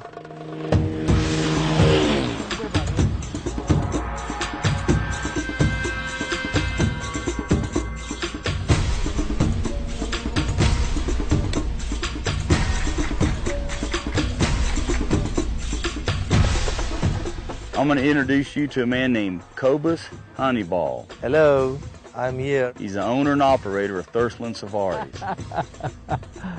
And he hunts Namibia. And You highly recommend them. I'd highly recommend him, and he's a pilot too. So Okay. you go over there, and he'll fly you out to the different locations. Great hunter, and it's not just for hunters; it's for family vacations as well. If you wanted to go out there and tour the country. Yeah. Yeah. They got like resort areas up there? His property he lives on is 100,000 acres, 105,000 acres, or something like Oh, that. good Lord. I know, it's a big. I mean, It's a big backyard. we never It's like even Delaware. saw it all. I know. Exactly. Yeah. It's huge, and the ranches we were hunting on are just giant. And but his resort that he has that he built himself is absolutely beautiful, just beautiful. But he has friends all throughout the country who have their own resorts, and you could stay there at those Okay. places as well. So family friendly kind of. I've never thought about going there for vacation. Yeah, take you to the coast and fish Maybe. for sharks, giant great whites, and all that kind of stuff. Oh man. yeah, Awesome. yeah. Yeah, it's He's so much killing cooler me. than hunting whitetail in my backyard. Yeah. With a or bow going and arrow. or going to Disney World. On the Disney World. Right. Yep. To heck with that. And the hunting isn't necessarily that expensive. If you're going for some of the bigger trophies, it's expensive. But Yeah. if you wanted to hunt warthog or impala or gemsbuck, that isn't necessarily that expensive. So if you had some youth that you wanted to take over there and hunt a warthog, I mean that's it's $400 or something like that to hunt Yeah. a warthog. So it's not that bad. That's not bad. Yeah. Not bad at all. Yeah. It's getting over there. Getting over Yeah. there is expensive, and it's a long flight. I'll tell you that. Wow, No but it doubt. was a trip of a lifetime. It was awesome. Very cool. Well, thanks for sharing that with us. Ron, Yeah. give us your background. Yeah, no, absolutely. I'd love to. Cool suits. I'm actually an Ohio native. I grew up in outside of Cleveland, about a half an hour southeast of Cleveland, a little small town called Aurora. Yeah. And ever since I can remember, I just wanted to make a difference in the world. So outside of graduation at Miami University in Ohio, political science degree, I got involved. Poli-sci. You know it. Oh, man. I got involved in the political sphere. Worked for 20 years, as you know, as a presidential advance man, traveled around the world in advance of our world leaders, namely presidents and cabinet officials and working alongside Secret Service and other federal law enforcement officers at the federal, state, and local levels. And that's kind of what. Who's your favorite president to be associated with? It's really hard. It's really hard to say, to be honest with you, because you don't really get involved in that. You're kind of focused on the job at hand. You know, making everything safe and right. And well, let me reword it. Who did you enjoy protecting more and making safe more than? Who did you go the extra mile for? Yeah. You know, again, treated them all the same. All of them were really great. Yeah. Right. But so give us some details on what you did. Yeah. So can you talk about that? Yeah. Well, yeah. Or is it secret squirrel stuff? No. What I did was I primarily focused on the logistical side of things. You know, before the president, Secretary of State, Secretary of Energy, transportation, down the line, before they would get anywhere, either domestically or internationally, a team of us would go out and just kind of set the groundwork for everything that they would do. So when they get off the plane, they kind of look to me like, where are we going? What are we doing? Who are we meeting with? We've already done that. We've already created the blueprint. We've already met with the people. So we know everything that's going to happen. Right. So all they have to do is follow our plan. So that's what I did for basically 20 years. Now, did they follow your plan, or did they like skew from your plan? For the most part, politicians really aren't original. They don't really come up with original thoughts. Right. they just follow the team's plan. We tell them where to go, and they follow. They just do it. They're robots. They do it exactly. That's what the staffers are for. Exactly. So that took me around the world. I've been 5 continents.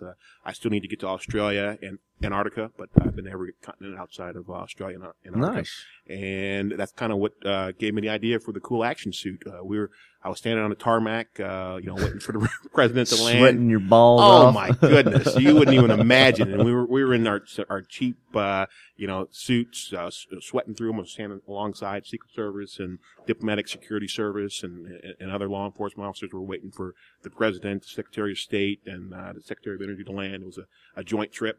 And it was about 120 degrees in New Delhi, India. Wow. And no joke, you could see the white stains in our suits. The salt coming through. Exactly. It was not comfortable. But we had to cut our suits off at the end of the trip. So, I get back and, working for presidents kind of gives you a global Rolodex. So I got back to DC, where I currently live. I've been in DC, for the past couple decades. I'm sorry. Yeah. So I got back to DC. Is that a choice that you do that? I miss Ohio. Ohio's the heart of it all. Oh yeah. But so get back. I tap into that Rolodex. I met somebody that owned a factory. So put some prototypes together. Got them on some Secret Service guys. They gave me their feedback. They warmed for a little bit. They said, "Hey, well, we need a little bit of a wider waistband so we can put our gear on. We need extra pockets so we can throw our credentials in. We need an extra wide shoulder area so we can put our weapons in. Concealed carry. You need to make it for concealed carry. We need the suit to stretch. We need and number one was we don't want to sweat through our suits, so we need a suit that's basically sweat proof. So it incorporated the moisture wicking component. Right. Got a patent attorney, got it patented. Basically went from A to Z, kind of things that I was doing for these dignitaries. I was doing for myself. Finally went from A to Z. Just followed your plan. Followed the plan. Just set your plan out and you followed it. Got it in motion. And this thing, kind of took off like a wildfire. People were saying, where's this been? We've been looking for this 20 years. It's like I reinvented fire. And the cool action suit, was born. And how long ago was that? This process started back in 2011, but we've really been selling them for about a year now. Okay. Yeah, I knew you were relatively new. So. Yeah. Oh yeah. It's, we got to get these guys into some of those suits. I know. I'm looking at that. It looks like these are kind of the suits we were wearing in New Delhi when we were sweating.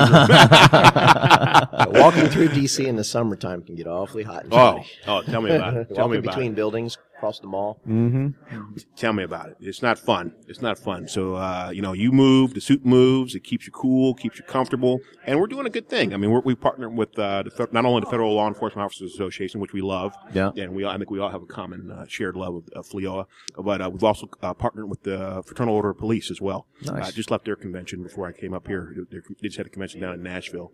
And Nashville, Tennessee, baby.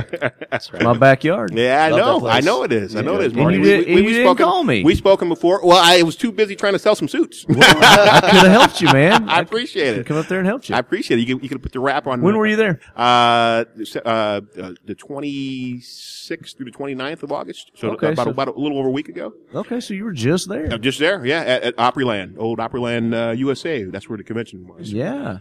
And so, we have these two partnerships with both Flea OA and FOP, whereas not only do we offer a nice discount, as I said, if you're listening now, go to coolactionsuit.com, put in Flea OA 17 and get 40% off. Not only do we... That's nice. Oh, that's a nice discount. And the suits are made they're all American made. That's a very important part and component as well. Mm-hmm. They're made by an American suit company called Hart Schaffner Marks. And heard of them, yeah. Absolutely. They've been around since 1887. And they sell very high-end suits. So the suit's a very high-end suit, but if you put that coupon code in, you're getting it for $300. It's really a $1,000 suit. Right. We retail them for $500, but it's really a $1,000 suit because Hart Schaffner Marks is world class. I mean, they're up there with Brooks Brothers and they've been around forever. Forever, 1887. Yeah. So my dad was wearing their suits. Yeah, absolutely. Back in the day, I remember. It's proud to be made in America. I mean, your dad, was a wise man. We want to keep this money home. But again, not only do we give you a nice discount, but as I mentioned earlier, every suit sold, we're giving $20 back. $20 going back into exactly, and also we're giving money back to FOP as well. But for purposes of this Flea OA conference, we're giving $20 back for every suit. They're putting it together, working with our mutual good friend Bill Hempstead. They're putting it, towards fallen officers funds and any other foundations where we can do some good. That's awesome, man. Yeah, absolutely. So we're just trying to do God's work. Absolutely. I can see these suits for the athletic industry as well. Crossover appeal. I mean, the impetus was throughout my work with law enforcement, but you can see NBA coaches on the sideline running up and down the court, sweating through their suits. We're targeting them. We're targeting, NFL athletes who have to give press conferences and wear suits on game days. NBA, NFL, Major League Baseball, even they wear suits on game MLB. day. MLB, Yeah. So we're targeting everyone. Broadcasters who have to sit under those hot studio lights. Or just businessmen that you're saying we got to walk around these hot, muggy cities. Lobbyists.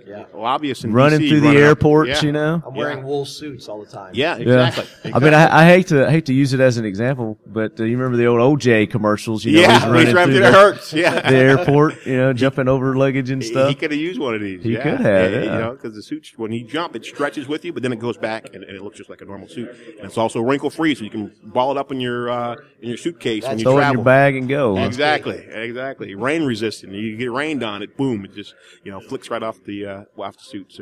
So many crossover appeal. It's like the miracle suit. So we I had a guy from Point Blank on yesterday. Oh wow. Body Armor Company. Yeah. And we were talking about some things off air about suits that they have with the bulletproof material and stuff like that. Yeah. Is that something maybe you're researching? We implement that into your moisture wicking? We've heard that. We've heard that many times. And also 511. 511? We've spoken with them as well.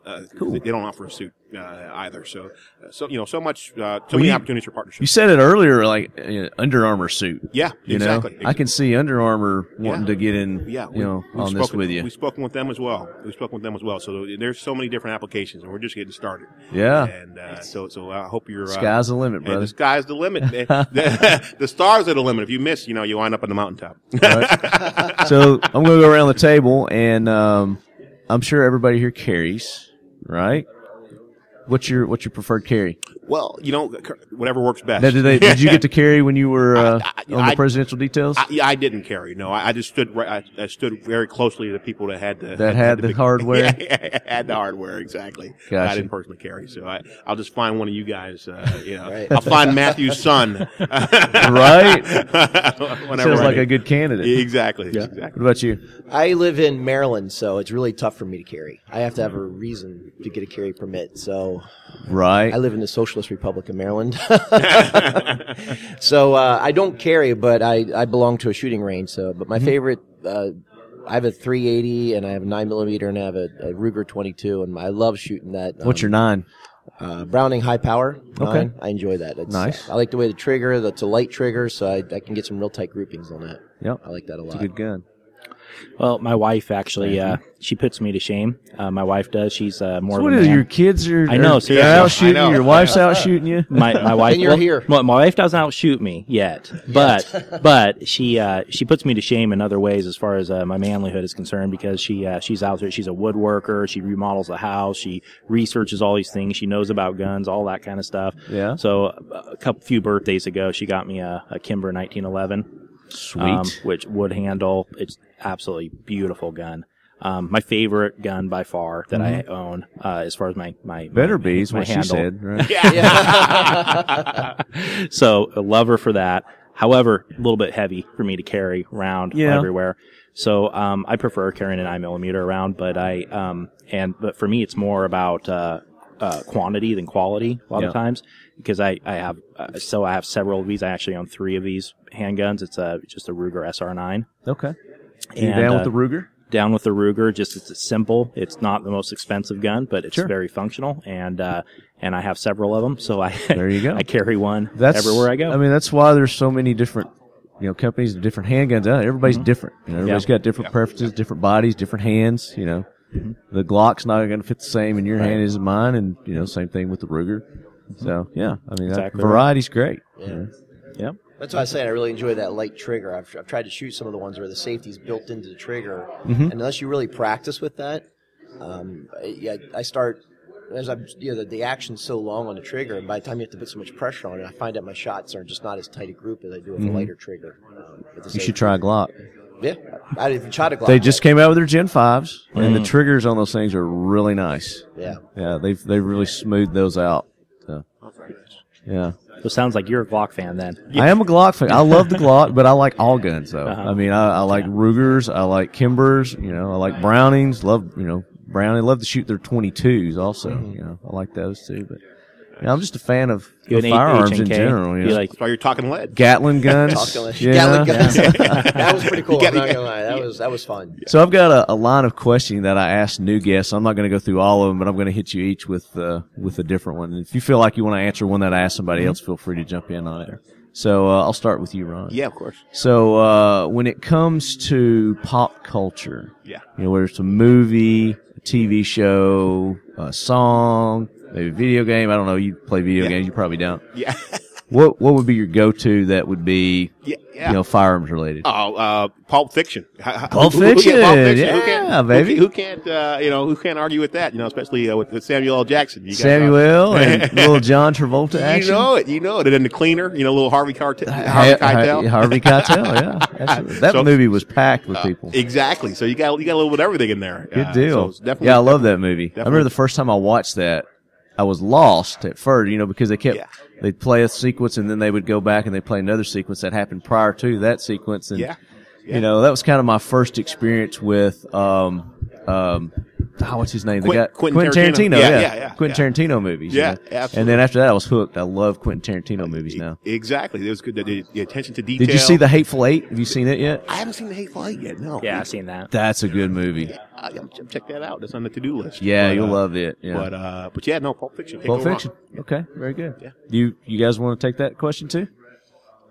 I like war movies a lot. I really enjoy a good war movie from like Platoon or Saving Private Ryan, Full Metal Jacket. I grew up watching the old John Wayne and Robert Mitchum movies with my dad. So you like the old school? I like those growing up, but I really like what they're doing now with some of the modern ones. They're just making it more realistic. And have you seen that? Was it Dunkirk?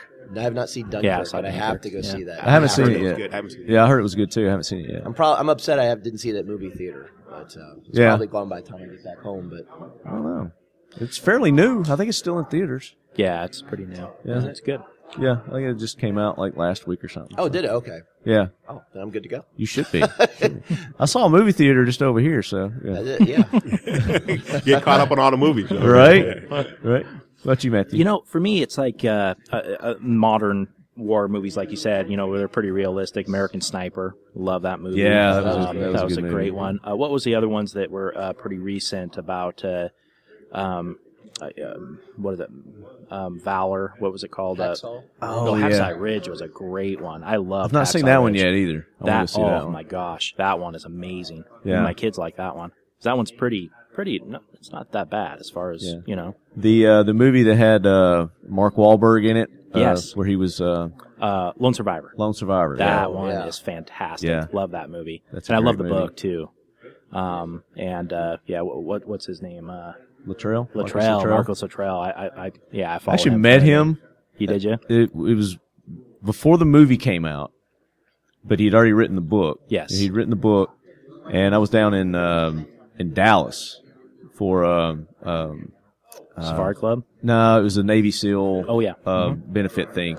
Yep. So I was down there, and they took us to this hospital, you know, that they were thinking about funding and, you know, helping out with some of the research and stuff.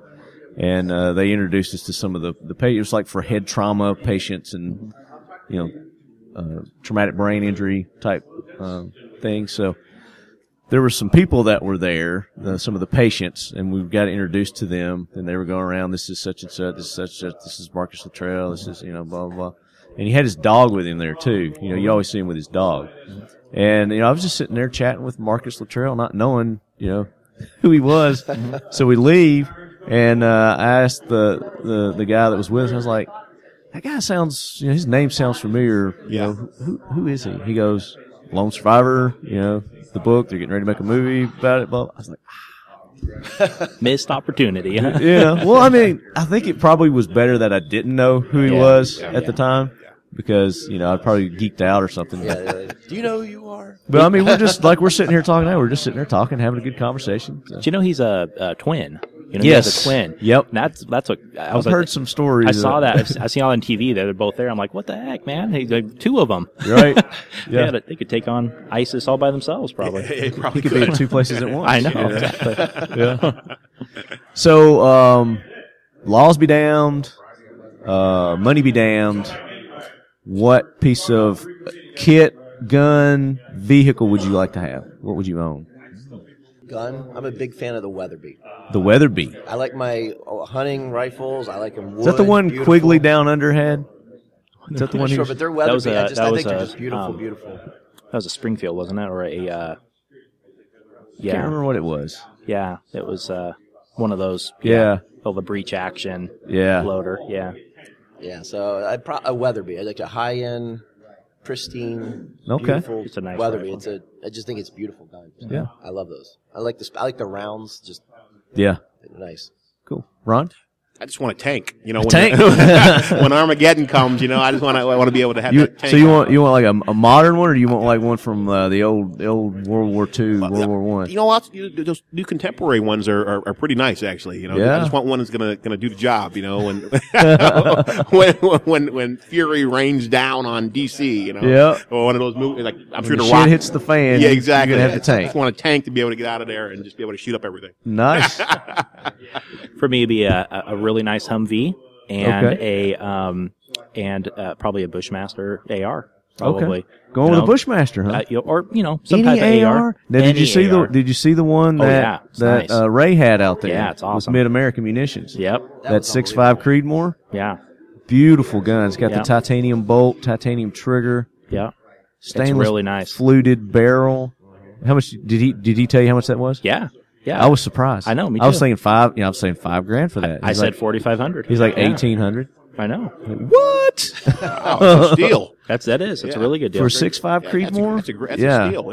Yeah. I told him when With he makes that in 338, come and talk to me. So yeah, he'll probably do it. that'll be my new hunting rifle, and that would be the gun I would take. Armageddon Law. There you go. Yeah. Oh, I got to ask you this: on your hunting trips, can you take your own rifles? Yeah. On those trips? Yeah, you can. Namibia is very easy to get your guns through, but South Africa is a little bit more difficult. But you can definitely do it. Are there certain restrictions on guns that you can take and can't? Nope. You can take pretty much any gun you want to take. As far as I think that they anything that looks like more of an assault rifle type deal, they probably. There's no such thing as an assault rifle. There's a made-up term by the leftist media. I know. Something that looks like an AR or an M16. Okay, they probably would. Something looks militarized. Yes. They might question it a bit, but no, there's no regulations as far as I know. So you can take semi-autos over if you want to. Yep. Okay. Some of the guns we were shooting were semi-auto, but I didn't take any of my own gun at all. I used his because we shot so many different animals. I used 308. I used 300 Ultra Mag. I used a 300 Win Mag. Used a 416 Weatherby. Used a 375 Weatherby. You got to shoot a little bit of everything. Oh yeah, nice. Yeah. How was the thump on that 416 Weatherby? 9 shots out of that, huh? 9 shots out of that guy. I was sore. Little kick. Yeah. Didn't notice it when I was shooting it, but the next day, adrenaline, the next day, because I had a 4,500 pound beast after me, Right. But it was fun. No, you just pack all that stuff in your luggage from Seattle all the way there. And so I just used all his stuff because he had it all sighted in. I didn't have to worry about it. It was just way easier that way. And I'd probably do that way again. You have to worry about your stuff getting damaged or lost. Stolen. Yeah. Stolen. Yeah. I say lost. Yeah, lost. Yeah. Stolen. Yeah. Pay the local customs guy or something. Yeah. If you want your gun back. Yeah. But you were telling you can't bring any of the meat back, right? Right. So right. But you guys, you get have some nice steaks. We tried it all. It was amazing. It was amazing food. I mean, I was amazed by everything. And I've eaten a lot of game over there, even lion and rhino and elephant and all of that stuff. I eat over there. But zebra, I was really impressed at how good zebra tastes. Really? I mean, I was yeah. What do you compare it to? Horse. I was like, and you've had that before? Not that I know that I've ever had horse, but I've never had horse. It's similar to dog. No, I mean, it was just a good steak, just a really good, like a prime rib type steak. I mean, it was really good. Cape Buffalo, of course, was just like cow, Oh, was it? Yeah, it was just not gamey. Not gamey. In fact, none of the animals I had really were gamey in any way. Really? Not compared to the venison or elk that you might have here in the States. It wasn't anything like that. It was just very, very good stuff. And in fact, the best animal I had was this little thing called a steenbuck. And tiny little, a full-grown steenbuck is probably 30 pounds. Oh, wow. Full-grown. And turkey's bigger than that. I know. Exactly. Use the 416 on that? No, not quite. It explodes. That's another one, 223. We used a 223 as well. Yeah. Okay. And on that one, my son shot that one, and that one was like eating veal. It it was really good. Nice and tender. Yeah. It's making me hungry. Is it lunchtime? I know, it's coming up. We're close. Well, guys, I appreciate you taking the time to be on. One quick time, let's go around. Where can everybody get in touch with Livingston Federal? Livingston Federal. So, www.livingstonfederal.com. You can get a hold of Glenn, myself, Michael, Livingston, and all of the group across the country. And if you put in where you're from on there on a profile, it'll send an email to the local representative. Okay. And if you got hunting questions, send those to Matthew. Would love to have them. Right. Yeah, exactly. And, Ron? And once again, you get yourself a cool action suit. We're still running that special with the Flea OA convention going on. So Flea OA 17 at coolactionsuit.com. All one word. COOLACTIONSUIT. Coolactionsuit.com. Facebook, Instagram? All that. Yeah. Facebook, Instagram, it's at Cool Action Suit. So you guys stay tuned. There may be some pictures of old Lefty with a cool action suit on. You know it. Awesome. Yeah, that'd be great. Thanks for having us, Marty. I appreciate it, guys. Thank you very much. All right. Appreciate it. All right, lead heads, we are back, and we are still at the Federal Law Enforcement Officers Association 24th, and it's not annual. It's like every other year or something. Biannual. That'd be twice a year.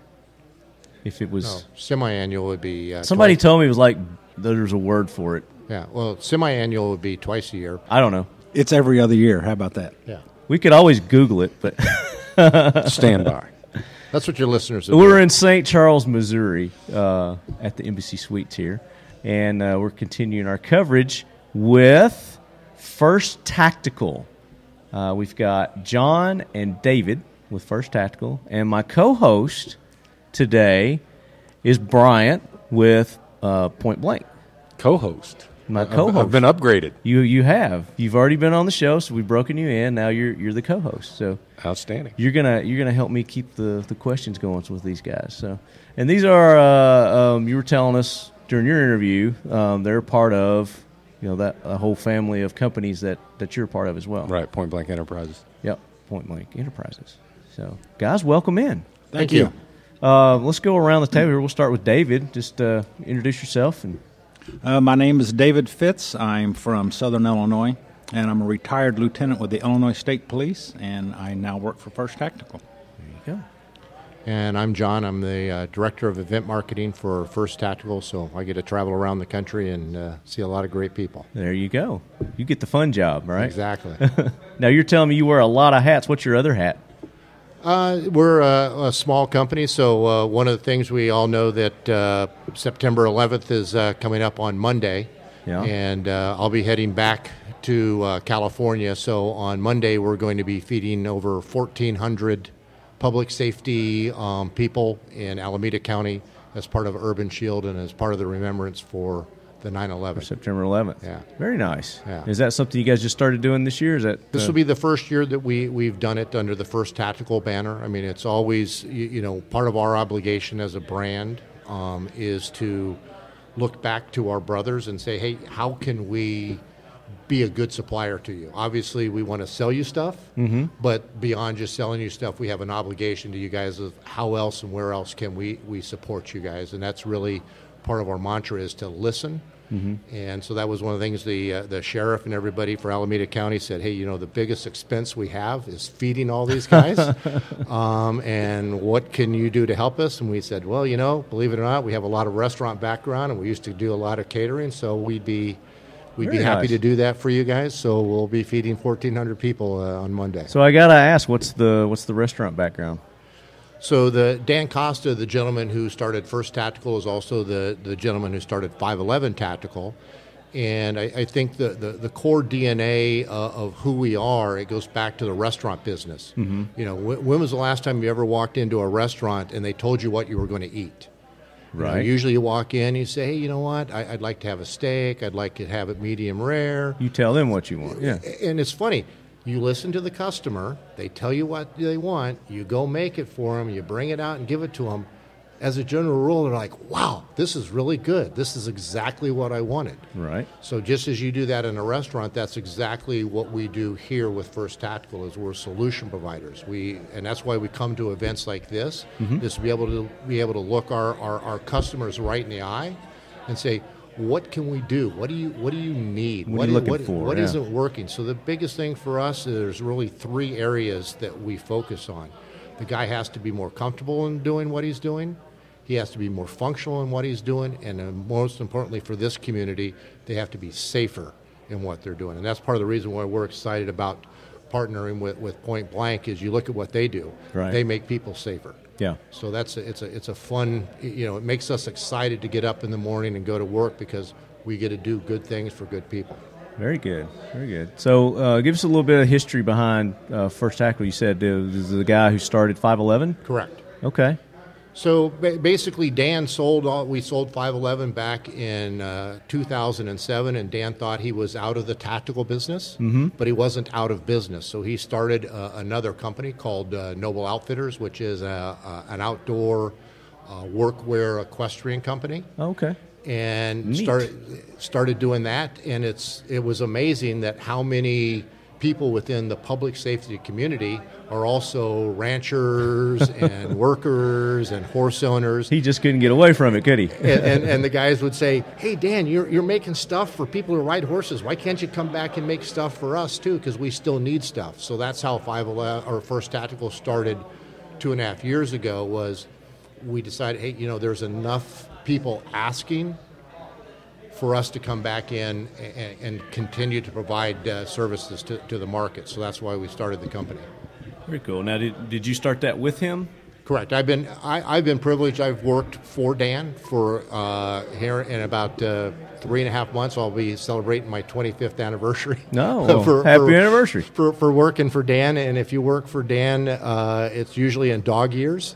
So I think that's about a 75-year career for most people. Well, yeah. But we have a lot of fun in what we're doing, and we're passionate.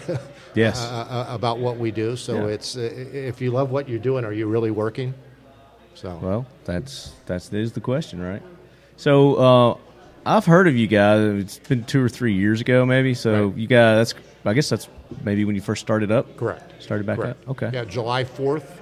July 4th. We decided to pick a very appropriate date. So July 4th is our birth date. Okay. So we figured that if the great nation that's perfect, man. If the great nation can have a great birth date, why can't you? Yeah. Exactly. It's easy to remember too, right? Exactly. So tell us about some of the products that you guys have that you carry. So, again, we're solution providers, so we're always out there talking to the customer. What is it that you need? Mm-hmm. And usually when we're asking that, it's usually they need a lot of things. So we usually focus back down to what are the top 3 things you need. And I was just showing a guy a pair of boots earlier. And I said, when we were doing the boots, what's the thing that bothers you the most about the boots? And the number one thing we got was where the outsole laminates onto the upper has a tendency to delaminate and separate. Right. So we just said, well, what happens if you stitch it? So if you look at all of our boots, that front toe and the back heel are all stitched instead of glued. So now you're not going to have a delamination issue. The next thing that everybody said was, hey, my shoelaces come untied. And we're like, okay, that's not good. And they said, well, and the other thing is if their shoelaces aren't coming untied, they're getting snagged and caught up on things. So we actually made a barn to park the shoelace in. So now you lace your shoe up, you tuck the shoelace into the barn, and your shoelace never comes untied. Is that like a Velcro thing, or it's just a little sleeve that you can tuck it in. So there's nothing. Again, if you do Velcro, that becomes another snag hazard again. Because my boot laces are always way too long. You Correct. got all that extra material. Anyway, so I'm usually tying it 2 or 3 times to try to cinch that up. But and you're exactly who we were talking to, because you right. personally have experienced the problem. Oh, I was experiencing the other problem too of the heel coming out of the base of the shoe. I mean that seems to be like a really good pair of shoes that still got some life in. That's usually what happens is they'll separate there first. Right. And, then I can't use the shoes anymore, even though they still got some good life in them. And for us, again, that's the fun of it is. You have the answer because you've experienced the problem. Right. All we need to do is listen. That's again, it goes back to the steak. I'm not telling you how to cook the steak because you want your steak medium rare. Mm-hmm. But so again, it is that same philosophy of just going in, listening to the end user. What is it that you need? How can we make you safer? How can we make you more functional? But you guys are specializing in gear. Obviously, you're doing pants, you're doing shirts, gloves, outerwear, footwear, bags. Correct. All kinds of. And it's funny because we didn't set out to be bag makers. Yeah. We didn't set out to be boot makers. We did. We actually, I was telling you earlier, Dan didn't set out to be in this business again. But it's just listening to the end user, and I think that's where, with Brian here, the biggest reason for Point Blank and for First Tactical to merge, it's what is the next level of duty uniform, and today there is no true integrated system between body armor and apparel. Mm-hmm. And where that becomes an issue is you look at a police officer that 3 years ago was issued body armor, and it was an internal carrier designed to be worn tight to the body. Right. The department has decided, external carriers are okay, so now we're going to let guys go to an external carrier. They're staking that same body armor, and now they're putting an external carrier. Well, that guy, he's gained 30 pounds in those 3 or 4 years. Mm-hmm. So right. Hey, David, I wasn't talking about you. David took that personal. So how do you integrate that? Because unfortunately, what these guys do, it's dangerous. And so now you got a guy who's putting on body armor that's not configured the way it originally was, and when something happens, who's liable? And that truly has to date not been answered. Mm-hmm. And that's really with Point Blank and us is now to go out there and to create that integrated system that the uniform was designed in conjunction with the body armor so that however that officer, that deputy transfers and utilizes that gear and equipment as a system, it's a system. And as their career progresses too, their uniform changes. Correct. A lot of the times as well in what their, their roles are. Well, and nowadays, we were just talking about, the 9/11, remembrance. You think about what did the average police officer carry and do before 9/11, and what does the average police officer carry and do today? Nowhere near the same job. Yeah, it's not. I mean, you look at active shooter, you just look first responder, you just look at all these things. Those jobs are so different. And again, that's where our obligation comes back to listen, is as that officer, his duties change, his gear changes, we have to be there and understand, hey, the pocket needs to get a little bit bigger. I mean, you think about your cell phones. Yeah. His cell phones were getting smaller and smaller and smaller. If you remember Zoolander, the little phone that he had, trying to talk on the phone. The world's greatest male model is back. Hey, handsome. Sweet, stupid Daruk. Calls will be answered. A tiny phone? That is so retro. I'm going to take a picture with my phone. Secrets will be uncovered. Why kill all those pop stars? You're asking me why I killed Justin Bieber. And you're thinking, is a phone really going to get that small? And now you look at the size. And they just went opposite. They started getting bigger and bigger and bigger. So now you have to change the pocket size again. But if you're not talking to the guy, saying, hey, what are you doing different? What are you carrying? I mean, now the big thing for everybody is body cameras. Where do you place a body camera? Right. Not even how do you secure it? Yeah. And I'm not even going into all the legalities of who gets to see it and how it gets stored. I mean, just how does the guy wear it? Yeah. So that's for us. That's always the fun, the challenge of it. This industry is not static. What our customers do, it's not static. It's constant. Well, obviously, it sounds like you guys are geared toward the law enforcement, military, type customer. But you also have products just for everyday Joes, like myself, that want cool, rugged. Usable gear. And I think one of the things that we've learned over the years, and besides, First Tactical, we also have the Noble Outfitters brand. We also have, which is the workwear equestrian brand. Mm-hmm. We also have Sherpa Adventure Gear, so that's your outdoor and travel company, is to make sure that when you're making a product, the outdoor guys need waterproof jackets, the equestrian guys need waterproof jackets, law enforcement and the fire EMS community. But other than the jacket being waterproof, there's a lot of other things that are specific to the LE community or specific to the outdoor community. I was talking to a gentleman earlier today, and he wants to be able to conceal carry and doesn't want to be obvious about it. And we were talking about, which is why they call it concealed carry, right? Well, you laugh at how many people have you seen? I mean, we're talking about that. For me, one of the first tells is you come to something, there's somebody's shirt out. Yeah. That's one of the things that if you've done this, it's just one of those things that's just inherent to the way you operate. Mm-hmm. You are always coming in and check. Okay, who's a threat? Who's not a threat? Why would I think he's a threat? So if it's concealed carry. Yeah, you don't want anybody, whether he's a good guy or you don't want to be printing. Yeah, you don't want a good guy or a bad guy under. The most your shirt having the sheepdog on there. That's who we are, the sheepdogs. We protect the people from the wolves. But the average sheep doesn't understand, and he's not looking for that. It's not part of his DNA. The way when he walks into a room, he doesn't look for exits. He doesn't look. They don't even. They're clueless. Situational awareness is non-existent. Correct. So that again, I use the word fun a lot, but obviously we enjoy what we do. Yeah. It sounds like a fun job to have. Definitely. Now again, I'm going through your website here, and I'm seeing. I mean, you do have things available for sale. You've got pants, you've got shirts that people can go and buy now. They don't have to call you up and say, hey, I need a pair of pants. You're not custom making for every individual. Correct. You're taking the pant, and for this group, this industry, you're putting the stuff in there that makes it more functional, more usable. Correct.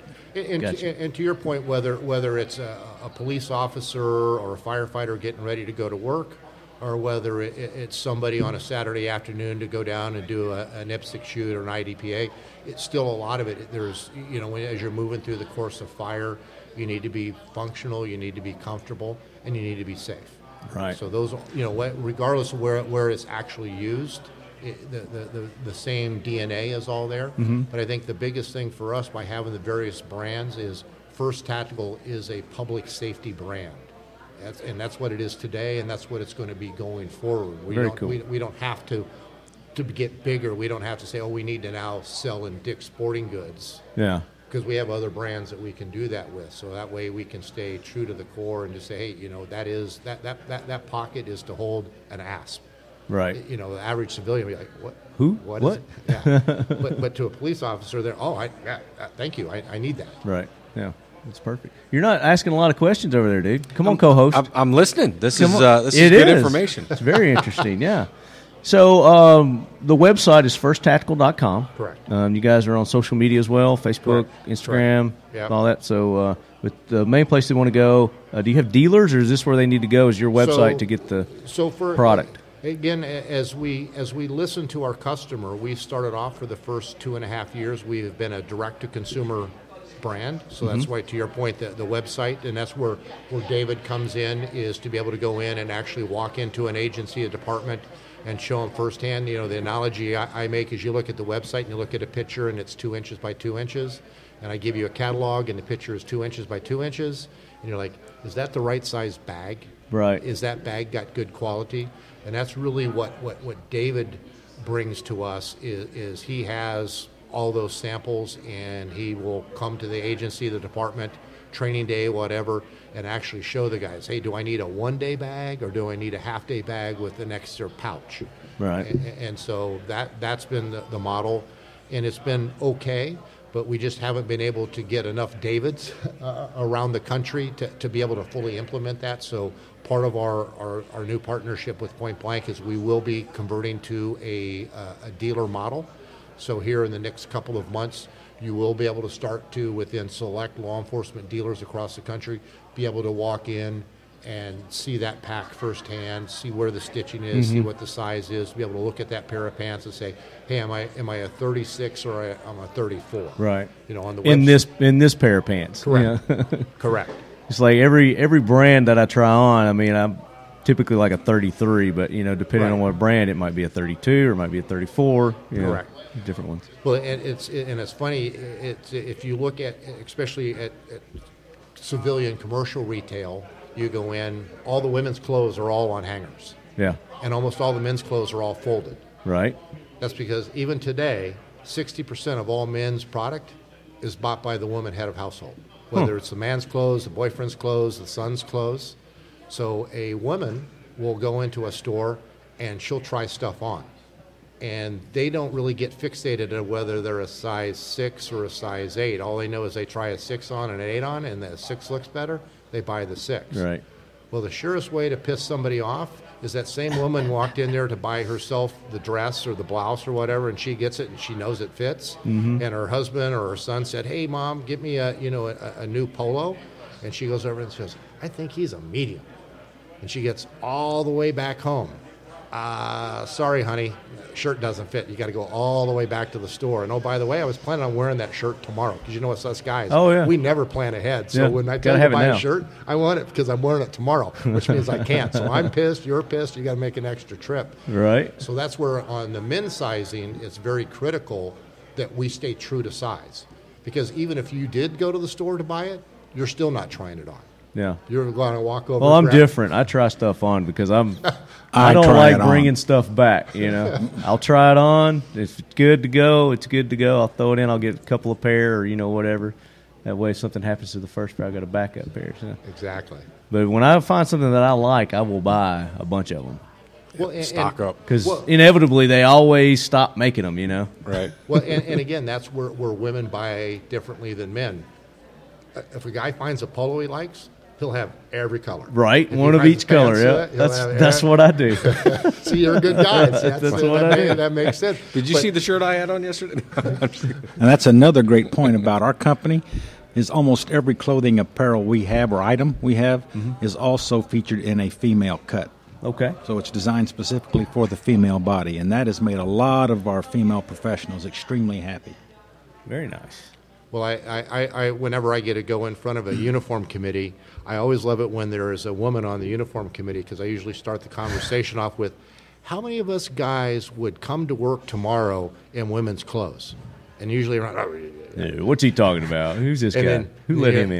And then you're like, and how many of you women probably are wearing men's clothes right now? And they have the hand, so it's exactly what David is talking about is, and obviously I'm a big guy, so I'm on the other end of the spectrum that we make talls and longs and all that for that same reason, because I've been told for years, yeah, just put on a 2XL, it'll fit fine. Yeah, no. Not the same thing. So let's talk about each of you a little bit. Let's talk about some backgrounds. Sure. We've talked about yours before, haven't we? Right. Did we get your background? I'm talking with Bryant now. I don't recall. I don't recall if we did or not. Let's do that. So let's give me your background. So Marines. I spent 4 years in the Marine Corps, and then decided to go into law enforcement after that. Spent 15 years with a sheriff's office. And somebody asked me the other day if I retired. I said, no, I just got tired and decided to go do something else. Been in the body armor industry about 9 years now. Okay. Started with a company called Protective Products. It was international at the time, and now that's one of the brands. It's Protective Products Enterprises, but it's under the Point Blank Enterprises umbrella. So you didn't really change company? I never left. They just got assimilated. They just renamed us. Very cool. How about you? So I'm prior Air Force. I was in the Air Force for a little over 5 years. Was a medic and used the service to pay for my college degree and all that type of stuff. So it was a very good experience, and been in the law enforcement service side of the business for a little over 17 years now. Okay. So you've been doing this a minute? Yep. Quite a bit. In the Air Force, what did you do in the Air Force? I was a medic. You're a medic? Correct. Okay. I did air-based ground defense. Do you guys do, because we were talking about this, the importance of first aid and knowing first aid and carrying the proper kit for that, with carrying your IFAC around. And do you guys offer any of those products? And it's interesting you say that. Some of our newest items geared a little bit more specifically to the fire and EMS side of it, is we just introduced 2 new jump bags. Okay. And that was really the biggest thing there, is listening to all the problems that they were having with the current general design of the jump bags, and how we could make them more efficient, more effective, and the way we can compartmentalize. What we found as you go across the country, no 2 agencies or departments kit out the bag the same. You have some agencies, they do 1 bag and they shove everything in it. You have other agencies that do 2 bags. You have some agencies that are only BLS, some agencies that are BLS, ALS. And so we really found that we had to compartmentalize and really allow the departments to reconfigure and kit out the bags as they need. And part of that comes in, some of our small bags are Velcro, so they're clear on the front, so you can put stuff inside it, but you can see what's inside of there, especially when you start talking things that have code dates, so you can go in, you can barcode that, you can see the code dates without having to open up the bags and pouches. Nice. We have different color ties, so again, you can have a primary bag and a secondary bag, and the ties on the secondary bag tie back to the primary bag. And where we've really found that is most important now, whether it's active shooter or mass casualty response, is most everybody is going in with initial supply, and that's good for a patient, 2 patients, but very quickly you run out of IV solutions, you run out of certain basic meds, basic bandages. Is to be able to go back in and have a second tier kit that follows back in that you can quickly disperse back out to the various teams, and they know, oh, that's got a red tab on it, that goes back to my trauma kit. Oh, that's got a blue tab on it, that goes back to my IV. So again, it makes it very easy for them to go I'm familiar with the color tab. One of your competitors, this company, who is that? VanQuest. See how I've got the little different color tags on there? So, yeah, I thought that was a great idea. So I like the color tag system. And what I like about it is, like, we one of the pouches that we do, a lot of the guys will put it in their patrol bag. So I can tell you, I don't even know you. We come up on an automobile accident, I can say, hey, go back to my passenger side in my patrol bag, grab the bag that has the red tabs. You very easily don't have to rummage around in my bag. You don't have to look around, and you know exactly what it is you're supposed to get. So again, it's just all that. Again, it goes back to more functional and safer. There you go. Very good. David, a little background on you. All right. You hit us earlier with some. Go back a little further. All right. I was in the Army Reserves for 6 years. All right. And then after that, I was a deputy sheriff at the Williamson County Sheriff's Department in Marion, Illinois. Okay. And after that, then I did almost 24 and a half years with the Illinois State Police. Nice. So what part of Illinois were you in mainly? A town called Marion. Where's that close to? It's about 15 minutes from Carbondale. And okay, I know where that is. That's a little bit better. That's south? It is south. Okay, southern Illinois? We're about 45 minutes north of the Kentucky border. Okay, very good. Well, I'm from the Nashville area, so we're close. Not too far away. Yeah. Oh, yeah. So how did you get involved with First Tactical? By accident, actually. By accident? I'd been retired for almost a year, and I was sitting around the house, and I was on the computer, and this First Tactical popped up on my screen, and anytime a word tactical shows up, it catches my eye. Yeah. So I saw it and saw they were looking for people to be reps for their company, so I sent my resume in, and bada bing, bada boom. That's right. There you are today. Yeah. And how long you been with them? I've been with them for 2 years this month. 2 years.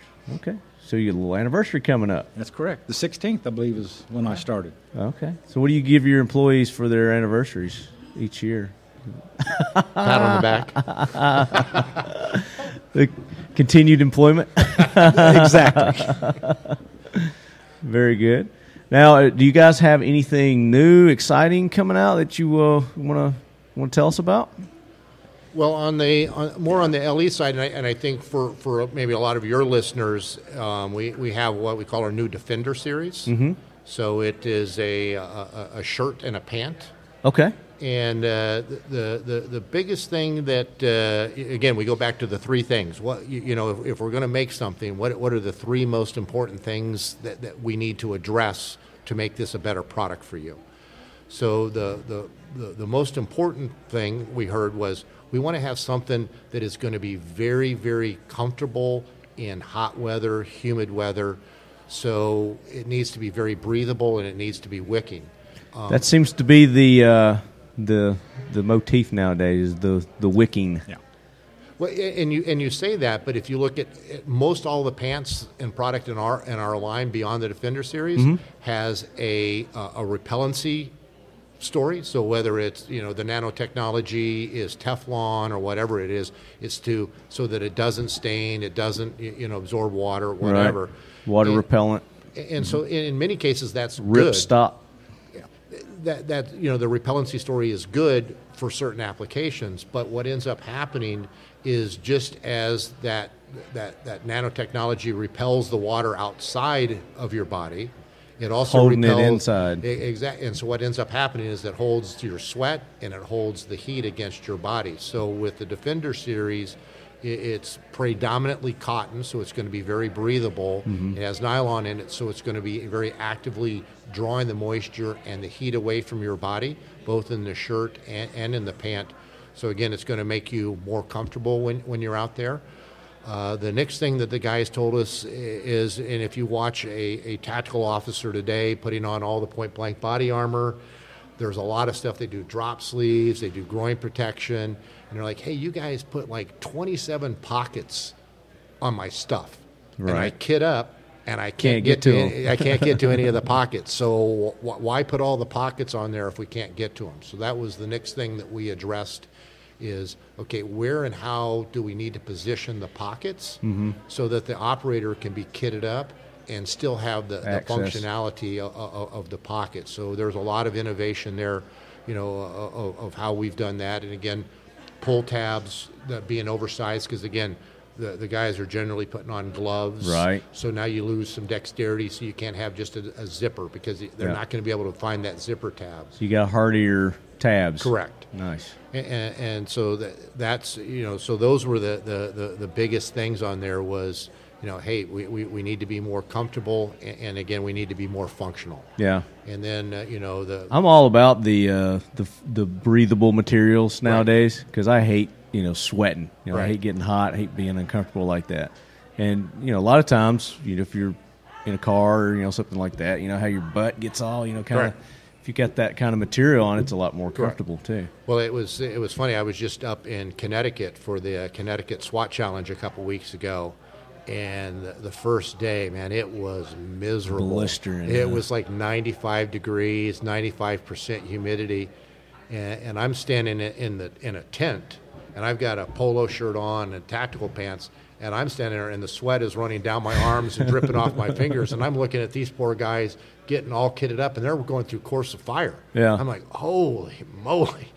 And so we had one of the teams there was the first ones to actually have our Defender product, and they ran their scenario through it. And so about 15 minutes after they did their course of fire, one of the guys I'm talking to him, I said, "What do you think about this shirt?" And he's like, "What do you mean?" I go, "Tell me about the shirt." And he goes, "I don't understand what." I said, "Feel the shirt." And he's like, "Yeah, what about?" I said, "Dude, it's dry. It's not wet." And he's like, "Wow." You didn't even notice, yeah. And he goes, and I go, "If you were in anybody else's shirt," he goes, "Oh, we would have taken the shirts off immediately and had them on hangers and hanging them underneath the tent, trying to get them dry enough to be able to put them back on to go do the next scenario." Nice. So I'm on your website right now, and I'm looking at the pants, but you got shirts also? Correct. Let me look at your shirts here in the Defender series. Now, do you do these for men and women? Right now, we're only doing the Defender just in a men's silhouette. Okay. One of the things that I tell everybody, at our core, we're really simple guys, so we have a very complex mission statement. Mm-hmm. The mission statement is 4 words long. The first word is the word listen, so that to us is the most important word for us, is to listen to our customer. Mm-hmm. The next thing of, the DNA that we bring is to engineer the product. And then the third thing is to field test it. So anytime we bring out a product, we may make 50 of something, 100 of something. We'll put it on and give it to select people across the country, around the world, and have them go bang it about and let us know. And then whenever we first come out with product, we always come out with a very limited run on it, because we know no matter how much prior field testing we've done, no matter anything else, there's always going to be a couple of comments that come back. Man, if you just did this, it'd be that much better. You need to make the pocket just this much bigger or whatever. So we've just recently got the Defender product in, and we'll be out of stock of that in this first cut very quickly. But in that second cut, there's going to be a second generation, 1 or 2 things that's just going to make it a little bit different, exactly. A little bit better. Exactly. A little bit more better. So I'm looking at the shirt right now, and it looks nice. I mean, you got it available in 3 different colors, and then multicam also, right? Correct. Okay. And what it is like a quarter zip. If I get the picture back here, so we can describe it for our listeners. The interwebs isn't working, but it's got the pockets on the sleeves, high on the sleeves. Well, the biggest thing we did on the shoulder area, the pockets on the sleeves is pretty much everybody else's pocket is a top load, a top dump pocket, and even with no kit on, that's ergonomically is hard to get your hand into that pocket. So the biggest thing we did on ours is it's a side zip. So even if somebody does have the drop shoulder armor on, they can still, again, gain access to the pocket. But even with nothing on, ergonomically, they can still gain access and reach into that pocket. So that's the biggest change, pocketing-wise, on the shirt. The second thing that we did to the shirt is some guys have 6-pack abs, and they can walk around with a compression shirt on and get away with it. Yeah. Most all of us are not so blessed, and it doesn't always look very good. So rather than doing the shirt body as a compression fit, it's fit more like a polo like you're wearing. So again, it's designed that, hey, you're a little out looser and stuff, but it still is it's all the wicking treatment. The biggest thing there is it's Velcro resistant, so you're not going to get all the snags and tags, because again, when the guys are kitting up, nowadays Velcro is everywhere. Yeah. And then on the side panel, that panel there is all nylon. That is absolutely totally Velcro proof. Okay. Because that's where the biggest you're on the side, the rib area. Correct. Right there. Okay. And then underneath your armpit is the fourth type of fabric, and that is actually a really lightweight mesh, because where's the first place we all sweat? Yeah. In our armpits. Pits, yeah. You pit it out, man. So again, it just goes back to understanding, all that comes back to a comfort standpoint. How, right. How do we make you, because again, the guy's standing there, he's all kitted out. What would you say the average guy kitting out today? 60 pounds of gear? Somewhere in that neighborhood. Your body armor, tactical body armor can get upwards of 25, 30 pounds, and that's before you start adding ammo and so on. Yeah. And the sleeves on these is a ripstop material, so it's very durable in the sleeves. Right. Yeah, it looks like a good shirt. I'm digging it. I'll have to get me one of those. I was fortunate enough to spend about 15 years with the Illinois State Police SWAT team. And if we would have had this... been a lot more comfortable. Oh, absolutely. We wore the old flight suits. They didn't breathe. Yeah. It was terrible. So let me ask you guys this. My new guest, and did I ask you new guy questions? Did we do that with you, Brant? I don't know that you did. Brant. Well, I'll do it with you now. So there's a lot of questions that I have for new guys on the show. And it's just more to get to know, background and a little more about yourself. But I'm not going to go through the whole line of questions. There's several questions. It'll take a little more time, but I'm going to hit you guys with a couple of them right now. When your earliest recollection of shooting a firearm, how old were you and what were you shooting? Who wants to take it? David? Let's see. The first thing I shot was probably a 12-gauge shotgun, and I was probably about 12. About maybe. 12 with the 12 gauge? Went hunting with the dad. Nice. And what do you remember? You remember shooting it? I do remember. Your reaction? Blew my shoulder halfway off. Your eyes got that big? And I guarantee you I didn't hit what I was aiming at. Probably not. Now, do you still have that shotgun? I do not. You don't? No. What was the first gun that you could say that was your own, that you went out and you spent your own money on? .357 Magnum revolver. There, you remember? You still have it? Yep. Still got it to this day? Good gun. Nice. Doesn't have as many rounds as I would like to have, because I shoot till I'm dry. Yeah. But it never failed. There you go. Very good. What about you, John?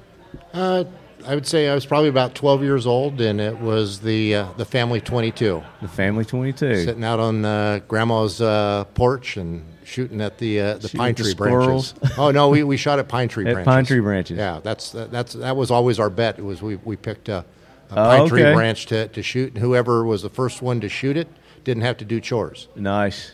So there was competition was always early in the family. There you go. Did you still have that 22? The family still does, yeah. Nice. We still have our family farm in Illinois, so it's okay. Still.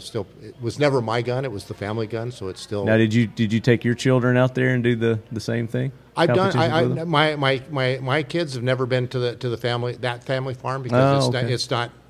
That's my mom's side of the family, so it's not. But yeah, my kids, my son and I shoot. He shoots a lot more than I do, because he's home a lot more than I am. Yeah, very good. Bryant. So I got to answer this in two different ways, because it wasn't a firearm per se, but this actually caused some family turbulence back when it happened. Okay. My grandfather gave me a BB gun when I was 3 years old.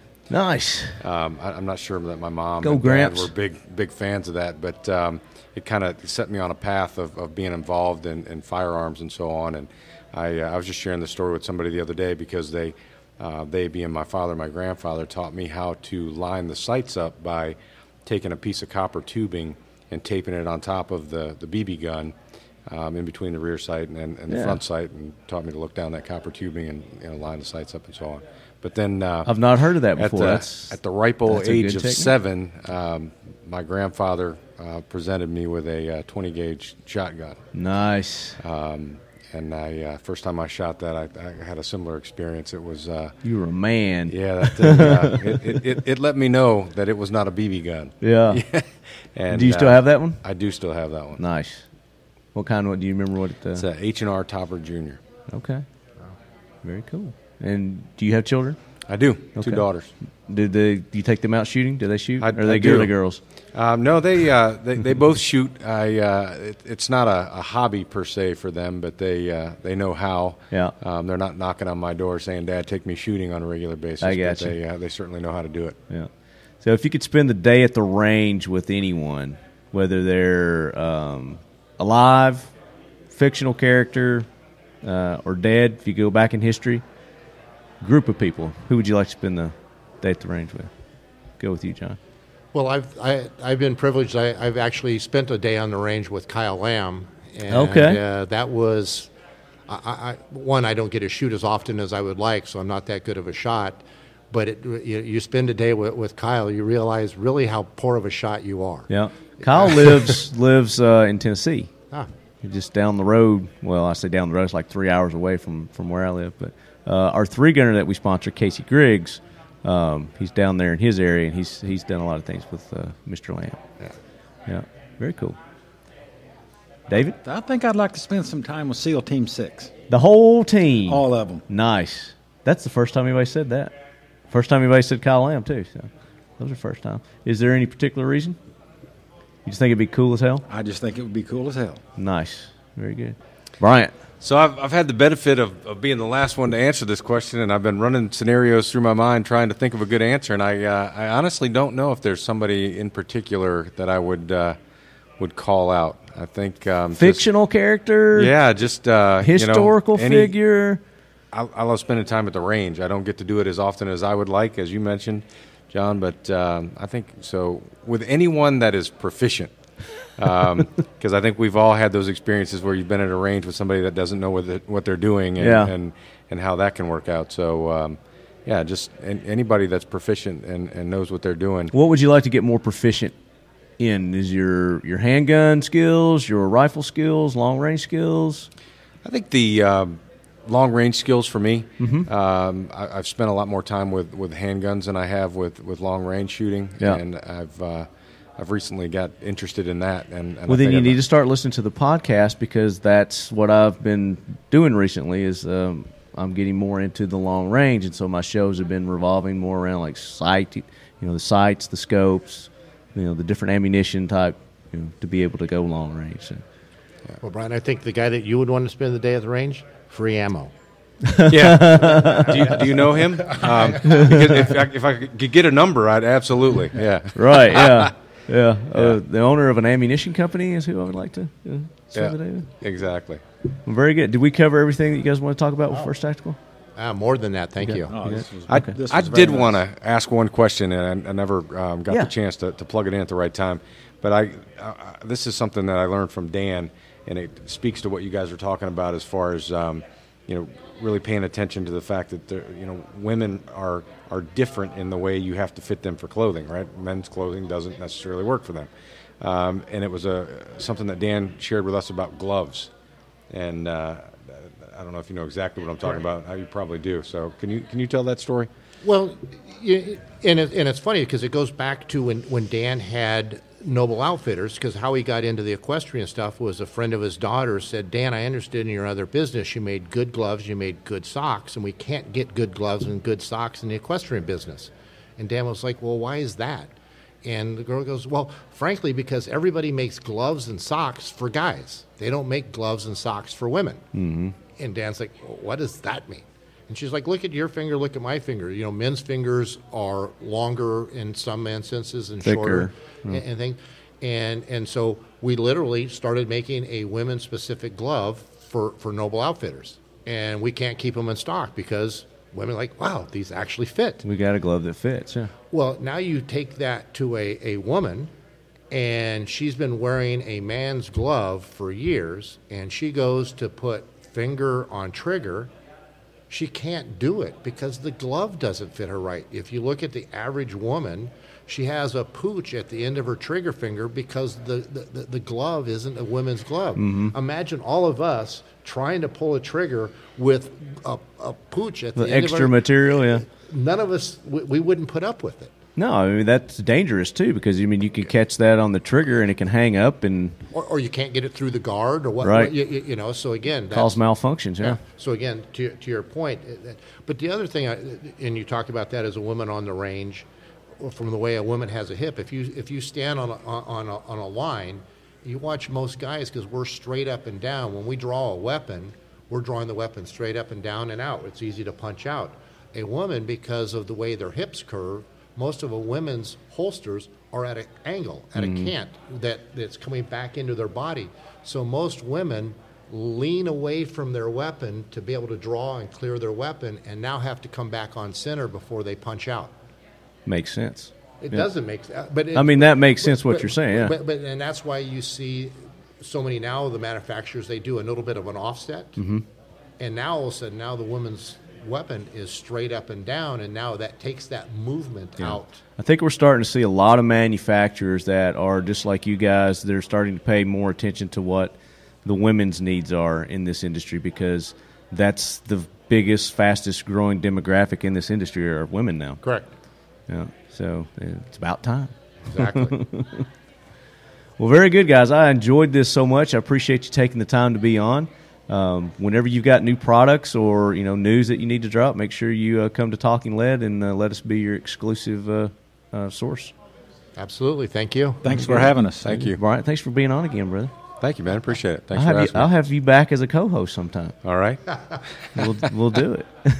You need to come to ITOA. What's that? That's the Illinois Tactical Officers Association. It's in November in Hoffman Estates, Illinois. Okay. Well, we'll talk about it off air. Sounds good. Very good. All right. All right, lead heads. That does it for another episode of the Talking Lead Show. Hope you guys enjoyed all the interviews that we brought you from the Federal Law Enforcement Officers Association conference this year. Great line of interviews. These last ones especially, like to thank Ron Carson with Cool Action Suits, the guys over at Livingston Federal, Matt Bumstead and Glenn Livingston, and the guys over at First Tactical, John Christ and David Fitz. Lots more great interviews coming up, Leadheads. We've got a lot of traveling that we're going to be doing over the next week. We're going to be down at the Big 3 East media event. Lots of great coverage from that. And then we're going to jet on up to Georgia, and we're going to be at the Iraq Veteran 8888 annual YouTube shoot. So lots and lots of great interviews coming up for you guys. Stay tuned. And as I promised last episode, we are giving away the next Tactical Squirrel box. And we are pulling this winner from iTunes. I said I was going to go through and we're going to pick some more recent feedback that we've got. And the winner is going to be J Black P2P. J Black left us a rating and a review on iTunes, and his review says, "Every time I listen, I learn something new. Over the years, this podcast has progressed from a great source of information to an exceptional learning tool. If you need down-to-earth, practical gun knowledge, look no further. Thanks for the very useful information and great guest host. I've heard every episode." Wow, that's a lot. I mean, we're on 218.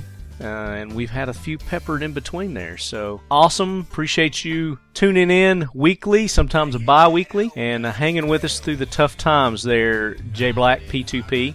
Get in touch with us. Send me an email at talkingled@gmail.com with your contact information, and we'll make sure that you get that Tactical Squirrel box full of awesome goodies. So if you'd like to win some cool swag, make sure you guys go to iTunes, leave us a rating and a review there, and I will be checking those reviews periodically and picking winners at random. If you've got nominations for the Jackwagon Train, or you've got some cool facts to fight the myths, or if there's a cool topic or guest that you'd like to have on the show, shoot us an email at talkingled@gmail.com, and we'll do our best to make that happen for you, Leadheads. Also, quick note on the Leadhead logo contest. Voting. James ran into some issues with his Survey Monkey. He's working those out. Soon as that gets up, I'll be posting it, letting you guys know so you can vote from those 3 finalists on our next t-shirt and patches that we're going to be doing with 1776 United. So stay tuned for that. Again, thanks for tuning in, and all the support that you guys give us. Make sure that you support those who support this show as well. Right On Optics at rightonusa.com. Frontier Tactical, frontiertactical.com. X-Steel Targets, xsteeltargets.com. Modern Spartan Systems, modernspartansystems.com. Glock, us.glock.com. And High Threat Concealment. Make sure you guys check them out at highthreatconcealment.com. And then our official lead quarter sponsor for the 2018 SHOT Show, Kel-Tec. Check them out at keltecweapons.com. And as always, lead heads, keep your loved ones close. And your firearms closer.